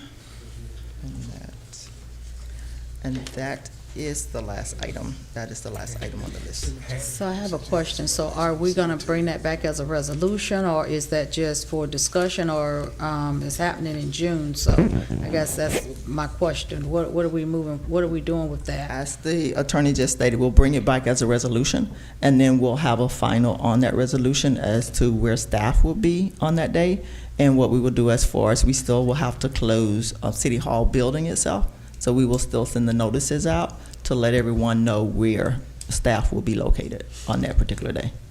So for clarification, what I understood her to say was that if they're gonna work from home, that a resolution would be needed. Is that correct? Yes, ma'am. Okay, so if we're gonna just have an alternative location for them, then we don't need the resolution. Then we don't need the resolution, but we still need things in place Of to let course, everybody of else. course. That makes sense. Yes. And also would So we're not bringing a advise you resolution? the commission building chamber or commission office is available too on that day. Could be used as 2 or 3, at least 2 offices there that can use the space if needed. Okay. I just thought I'd share that. We'll work out the logistics of everything and then let you know exactly what will occur. And the last thing I wanted to ask about the state audit, the report that I received as mayor, you was copied on the finance director. I'm just wondering what progress are we having on having a response to that? And that mainly dealt with the 3 items on our regular audit that had 3 consecutive years was in the. So as I reported at the last meeting, the update to the OIG was presented. I did speak with someone in Tallahassee in that department. They called, and then when the report was received, they responded to say thank you for the report. They're reviewing it now. Their ask is that we give an update as to where we are and what has been. There has never been an official, you have to have whatever by certain dates. They're allowing us to get the information in place. So they were happy to see that they had a response, and we also updated what had been included and what had been completed. So I will get that report that was sent to the commission as well, so you all have a copy and you will know. But what was included in that is that the credit card policy and procedure were created. No, I'm not talking about the OIG report. You're talking about the state audit report. The state audit report? That indicated that for the last 3 years, the city marina, campground, and cemetery has been in the red. They want to know what was our steps of correcting that. Yeah. That was part of that report. The one that I saw that you sent over, and I got a copy of it as well. That was part of that report where they list out 4 or 5 different items that had concern about, and that was to the OIG, and it was from the accounting standpoint. That was the only one that I saw. I'll just make sure I print it out and just make sure we're talking about the Okay. same report. I think it's a little different. You think so? because Okay. The report I'm talking about had a specific date and due date, and the event that it wasn't completed, it was indicating that funding could be held up. Okay. So whatever we're receiving from the state on reimbursement of any form will be suspended until we can show some type of corrective action that we're taking to not continue to be in that predicament in the future. So I'll see what report you have, I'll because just that make was sure the we're one. talking about the same Okay, one, yes. right, yeah. That was the one that I had, and then we have the audit from the state, which we had the initial meeting with them today, and so we scheduled another date because there are some other items that they need that we need to be able to make sure that they have in time, so it's not a stop and start. So we had that meeting with HCT today, Mr. Harvey, and so we're continuing to work with them, and they said that what they will do is look at the information that we have, and so instead of starting today or tomorrow, they will push back a little, and they have it takes them estimate about 4 weeks to get the audit completed. And if it cannot be completed in that time frame, what they will do is they will write a letter and get involved with the process to say, this is what we're working on, this is what the estimated time frame will be. And so they said that they will be able to complete it within the window that's actually needed. That happens, but they will be there to support us as well to make sure we get through the audit. So I'll look at the other. That's this year's audit. That's last year's audit, I mean, 2025 for audit. this past, Yes. past year. This year's Correct. not due yet, but. Correct, for 2025. And so, Mayor, I'll look back and see as well, because those were the only two that I saw. So I'll look at that one and see the other. With the OIG, what they stated is that one of the penalties would be, if it was not answered, if you will, is that we would have to report to the audit committee in Tallahassee to present in front of them. And so we've already sent the information in, so that should suffice them, but we're continuing to update and to implement their recommendations throughout City Hall, throughout the city. Thank you. Next, we'll have the report of the city attorney, if any. Yes, Mr. Mayor.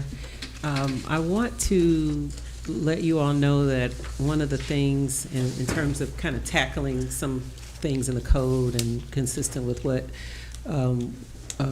was worked on and before you for the special magistrate issues, there's also something that keeps coming up under emergency purchases, not once, but like multiple times now, where you have some language in your code of ordinances that says at any time in any budget year, the city commission may make emergency purchases to meet its pressing need for the protection of public health, safety, or welfare other than for regular or reoccurring requirements upon signature of the city clerk and approval of the majority of the commission members in session. Now, the way that it's been interpreted by other entities looking at this is that they will see it as this has to be like some kind of a declaration of emergency or something that the city commission wouldn't have the ability to determine in its own right, and like other cities.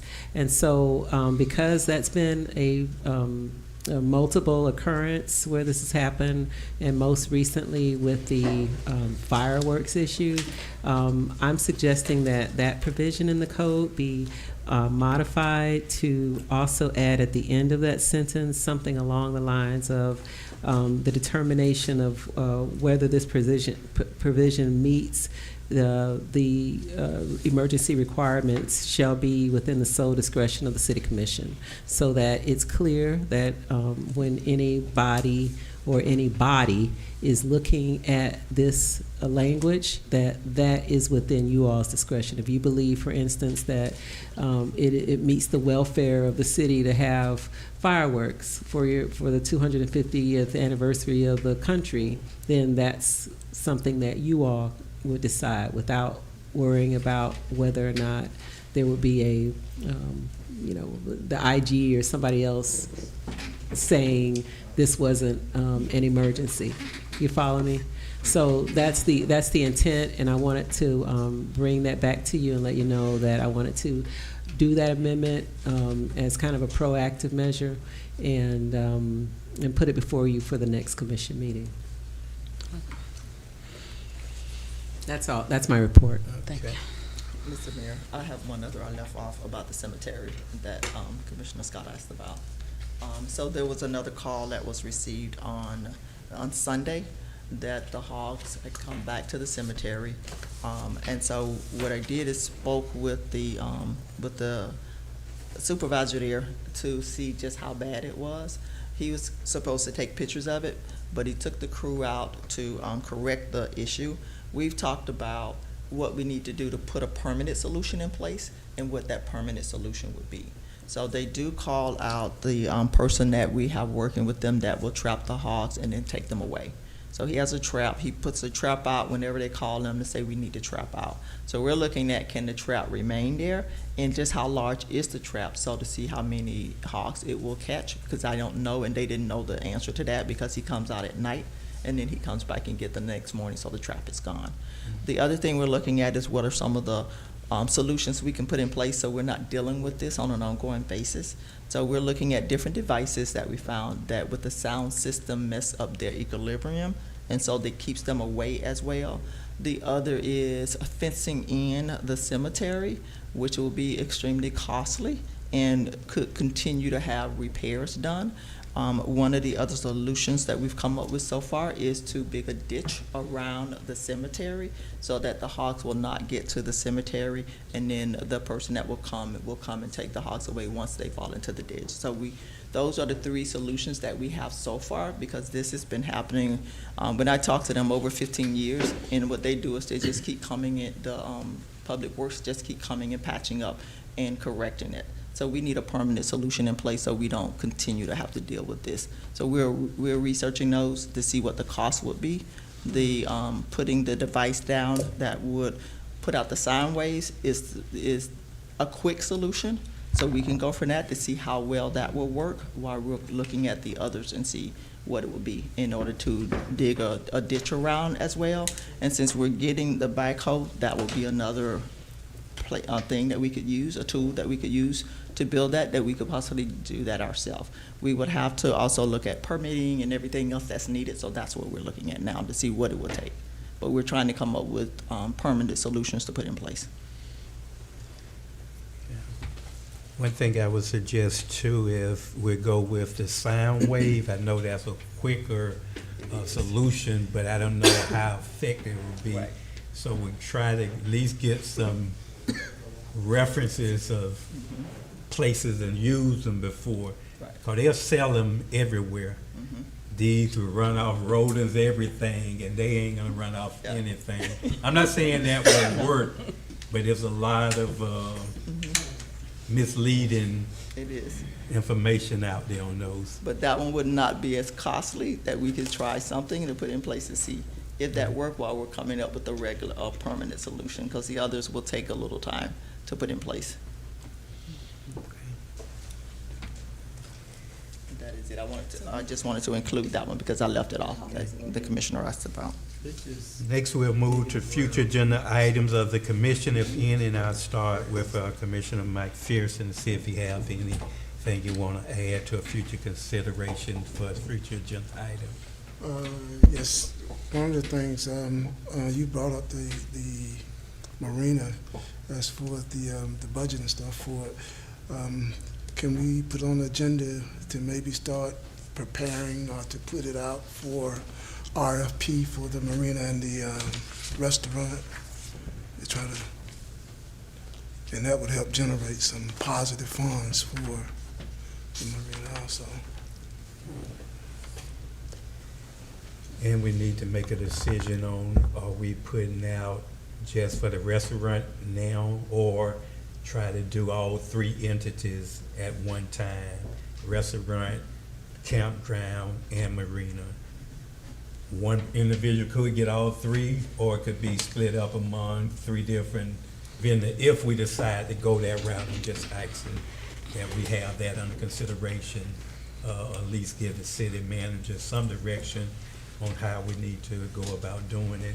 I think they all need to be out as quick as we can get them out. Well, could we do 2 separate ones, one for the campground and one for the marina? And then there's a possibility that people can put in for both, but if somebody else get the restaurant, then it won't hinder the restaurant from moving forward. I'm just asking, is that feasible, attorney? You can do any number of things. You can do all 3. You can do them individually. You can do one proposal and allow people to bid for whatever they want within that one proposal. But what you have to keep in mind is whatever you do, it should be sent to the state first, yes, so that they can approve it. Absolutely. Prior to.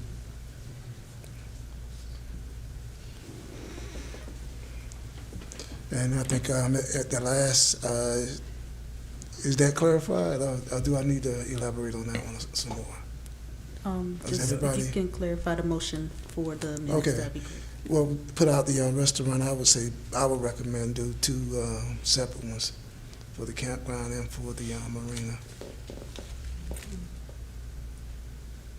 So 2 RFPs, one for the restaurant and then one for the campground and marina? Yes. Okay. So we're combining, are you suggesting we combine the campground and marina? I was No, thinking two. we just do 3 separate. I said or- two separate ones. Two That's- separate ones. That's 3.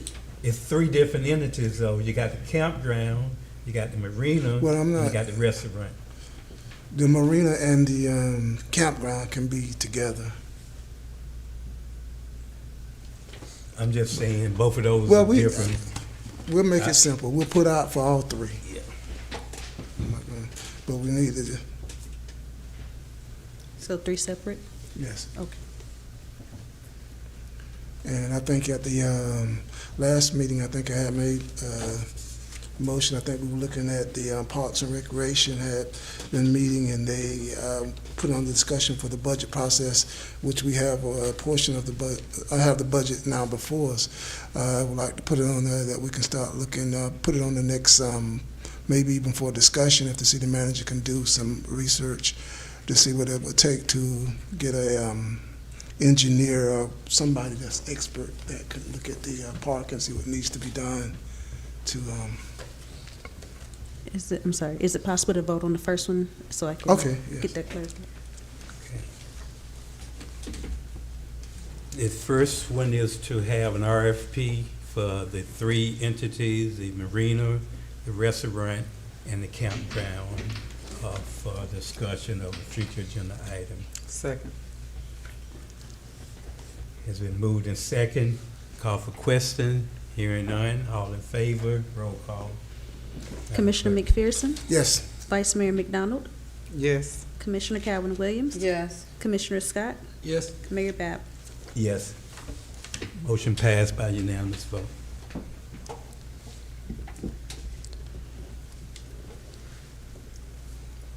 And the second one was for the discussion of the budget, which we have a copy of the budget. The last meeting, I think we talked about the Parks and Recreation Board had met, and they wanted to get some type of engineer to come out and look at the park to see what needs to be done. I don't know if there's a contract with the county, some that we can possibly piggyback off of. If not, we can look at it for just do some research, and then we can put it on the agenda for So, discussion to see what it may cost. through the mayor, engineering is a CCNA service, and so you all have a document that I gave months ago Okay. to Previous city manager. yeah, I've given it. So if you do that, you can do a lot of different services, Okay. architecture, engineering, all of that. Or you could just procure engineering services alone. There may be other professions that may be even less costly that could do an analysis of parks that may be more appropriate than necessarily an engineer just for that. Yes, ma'am. So that's a management issue, and so I guess the manager will look at it and bring back what she thinks is appropriate, and I'll review it. Okay. Are you going to send her the information that you had sent to the previous? She has it, Okay. and it's not her. I've sent it to like the Several. last 3 or 4 managers. Managers, yes. Okay. That's it. Okay. Commissioner McDonald. Vice Mayor. I don't have anything at this time. Thank you, ma'am. Commissioner Cowens. Yes, I'm just gonna talk about the one item, with the lure coming tonight. If we can put on the June 9th meeting, the manager could look in the budget to see the $5,000 donation for lure, for the feasibility and the marketability study. Second. It has been moved to second. Call for questions. Hearing none, are you ready for a vote? Roll call, Madam Clerk. Commissioner Calvin Williams? Yes. Commissioner McPherson? Yes. Commissioner Scott? Yes. Vice Mayor McDonald? Yes. Mayor Bab? Yes. Motion passed by unanimous vote.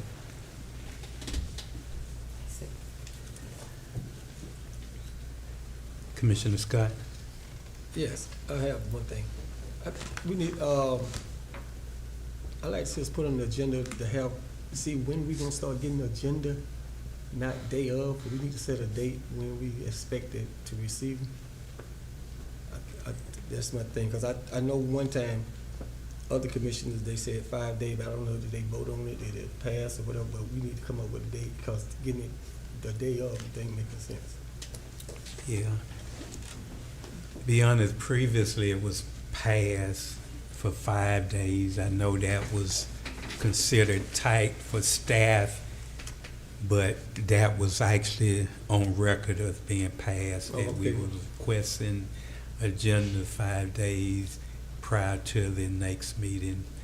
I know But we can always I kind of never adjust received it that 5 or days, look but at I'm just something. saying, but the day of, Right. it's kind of, that's kind of tight. I mean, it's, the 5 days, I think, would be sufficient. No, I'm not saying nothing wrong with it, I'm just saying, we never received it 5 days, I never received 5 days in advance. I understand that's what they voted, but I'm just saying, we never got that. I'm not saying, I do prefer to get it in 5 days, but if we don't, then, I mean, I won't be pushing that, but the day of, that's too tight. Yeah, I agree with you on that. Yeah. Especially when you got a thick packet. Yeah. You go through it and do your research.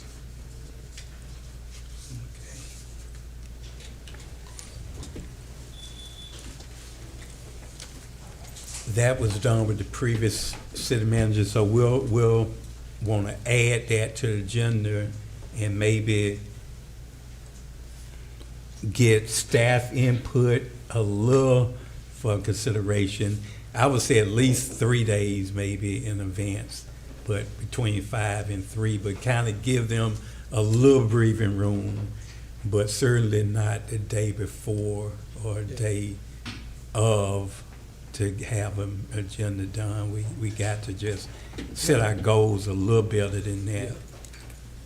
But we're gonna put it on there just officially to have it voted upon in a resolution or whatever we need to have done to bring back to say this is a commission request from staff to have agendas presented to us at least by 3 days prior to the next meeting or whatever we come up with the exact dates.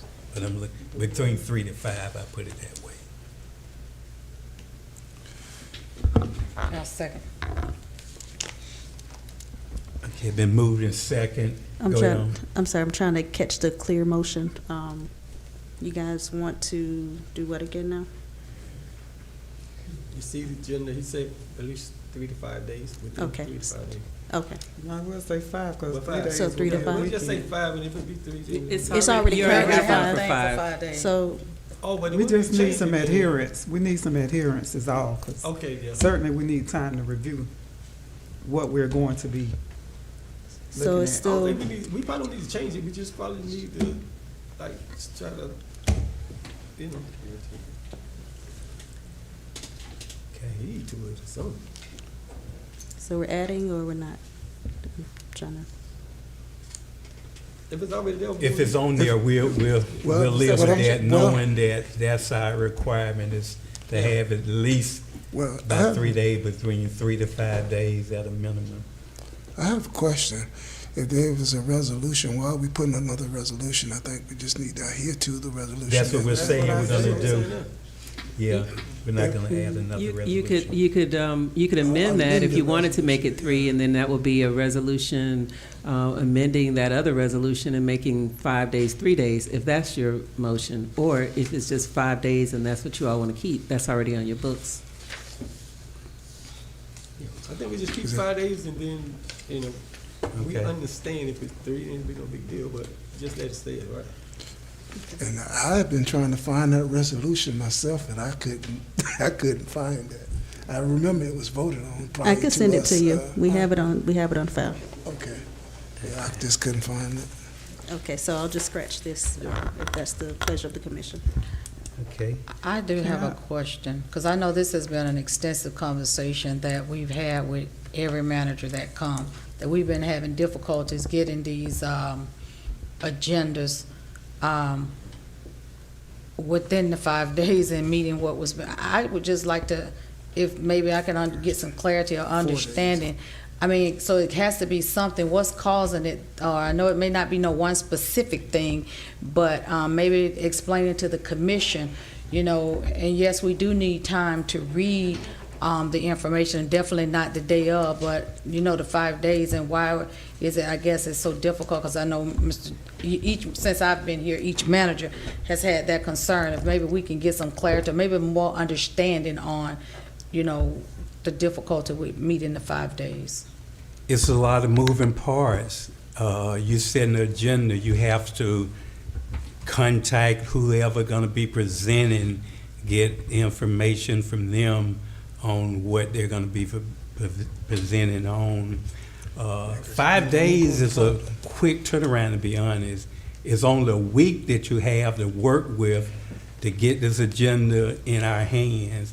Means that every other week, twice a month, is a short turnaround. 5 days is a lot. I mean, it can be done, but it's pressing. It is. My thing is, it's not the responsibility of any one person. Yeah. And so you gotta have a deadline for those items that are gonna be included in the agenda and stick to it. You can't, at the last minute, present something to be added to the agenda. And so if you have a deadline, everything that is going on the agenda for a particular meeting, then you work with those items that have been presented before that deadline or by the deadline. And then you don't add, you know, stresses to yourself or to whomever by trying to add something at the last minute. I mean, I just you want just to, have to go on the next one. I don't know if Commissioner Scott, is in agreement to it, but if we can amend the previous resolution to move it to 4 days in advance and put it on record to do the 4 days. But if you want to file, this is your motion. Oh, he's already stated that even if they give it to us up to 3 days, that's gonna be fair and okay with him, okay with the commission. 3 days is a weekend, so, One person was, I mean, said 4. We're talking about 3 What's your business days, motion, though. Scott? We're talking about 3 business days. So we're not talking about a weekend okay. and counting the Either way, days. you will be getting it Thursday or Friday, or well, you're gonna be getting it like, you know, Tuesday of the meeting, the day of the meeting. No, I'm just saying, I just leave it like that, leave it with the 5 days, and then whatever, how it falls, we understand. Well, I understand, I don't know if they understand. No, but I I understand. totally agree with you. Yeah, We don't, yeah. we need, you know. But you're I'm right going in there about on the day trying to before. put everything on the agenda. Some days, if they don't meet the deadline, then they don't get on the agenda unless it's an emergency.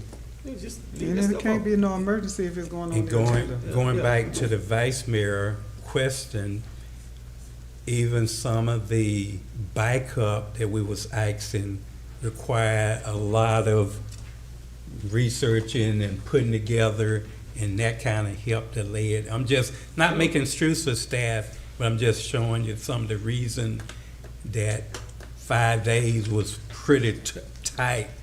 It can be done, but it's a tight turnaround when you're doing it with staff.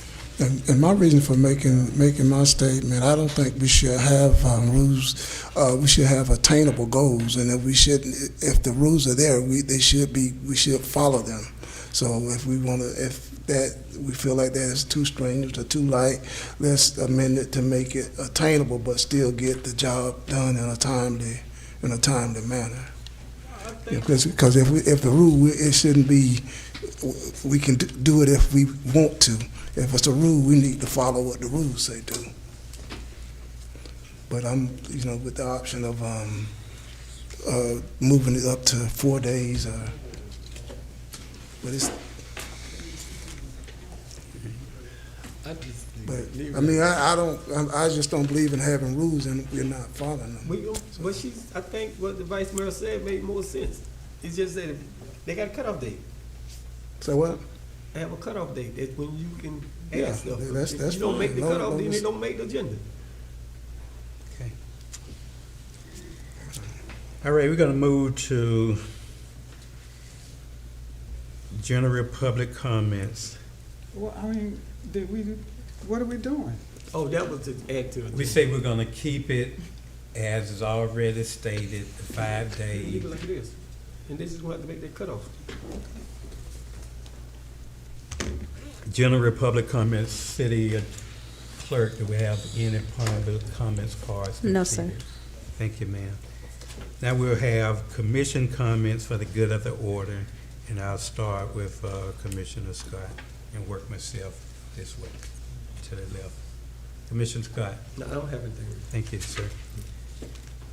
Commissioner Williams. I just want to say good evening to everyone and thank everyone that is listening and that has come out tonight. Residents, thank you for coming. We thank you for taking out of your busy schedules and didn't find a robbery to be here to see what's going on in your city. So I want to say thank you for being here tonight.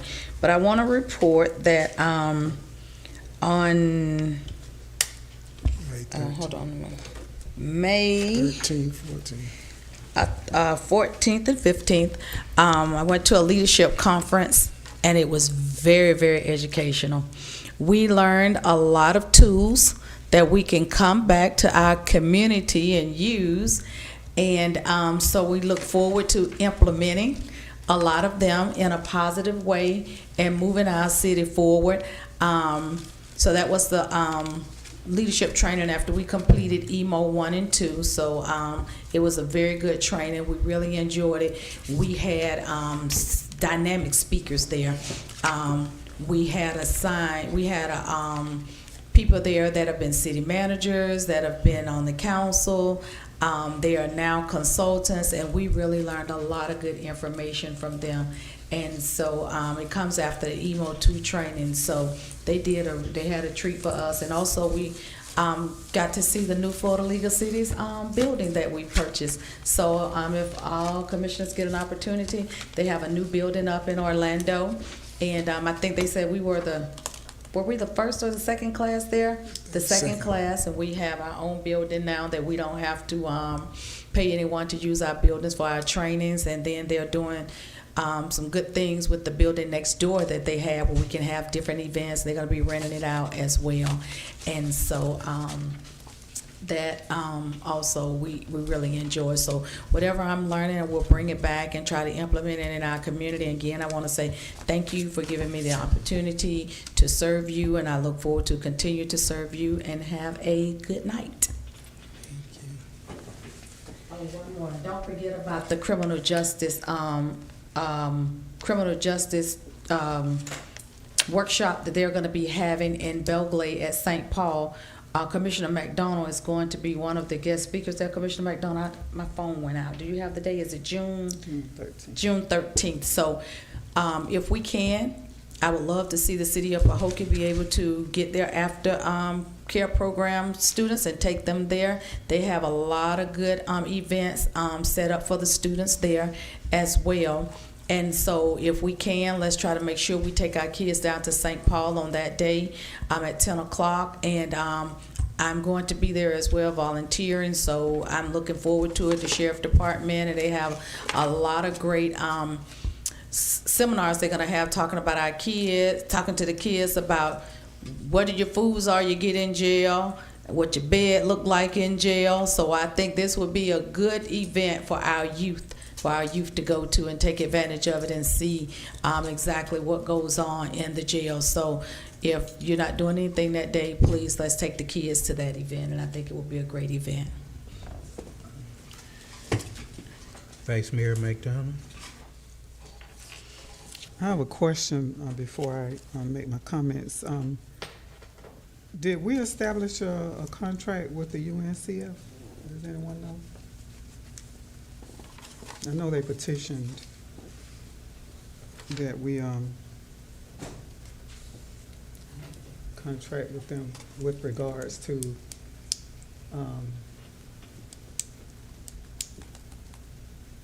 the scholarship entity that they provide.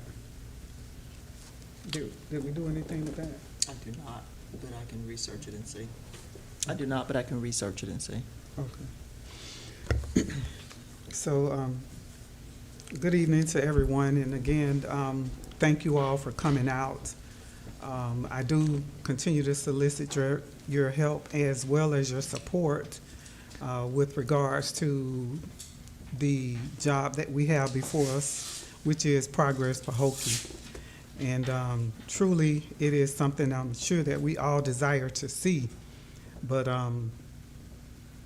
it's not just the commission's job, it's the community's job, it's everybody's job that we do what we need to do to progress Pahokee. So again, if you have a contribution that you would like to make, just, come on out and join us as we do the work for the city of Pahokee and our citizens. Also, this time of year, there's been several homeowners workshops being held. And I do believe that next month, I believe on June 9th, as well as, I want to say June 23rd or thereabouts. There's a flyer possibly on the table back there with regards to those workshops and where they're going to be held. I think at the City of Belglade Municipal Library. Those two are going to be held, but there's been several. And there's probably going to be more as the year goes on. So certainly if you're interested or you know someone else that might be interested, take a flyer and share that with them. Other than that, enjoy the rest of your evening.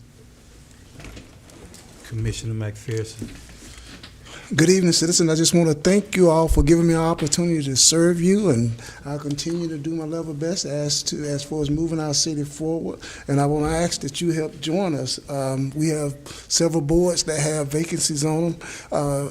Bring your ideas and get on the board and volunteer and help to move our city forward. We can't think of everything. We need your input, and on those boards, you will be able to provide your input and help to move our city forward. I myself also attended the leadership training on May 13. Just piggybacking on a little bit of what Commissioner Cowens stated, it was very informative and gave us some, a lot of positive tools to help bring back to our, help us to be better leaders, I should say. And again, we can't do it by ourselves. We need your input. We need your ideas. We need everything that you can bring to the table to help us to move the city forward. We're much better when we're united, and we're much stronger. With that, I just, again, want to thank you all, and even the ones that attended the meeting, and have a blessed night. City Commissioners, having successfully taken care of all business brought before us, I'll entertain a motion for the adjournment of this meeting. Second. It has been moved in second. Call for question. Hearing none. All in favor. Roll call, Madam Clerk. Commissioner Calhoun? Yes. Yes. Yes. Yes. Meeting adjourned at 8:24 p.m. Thank you.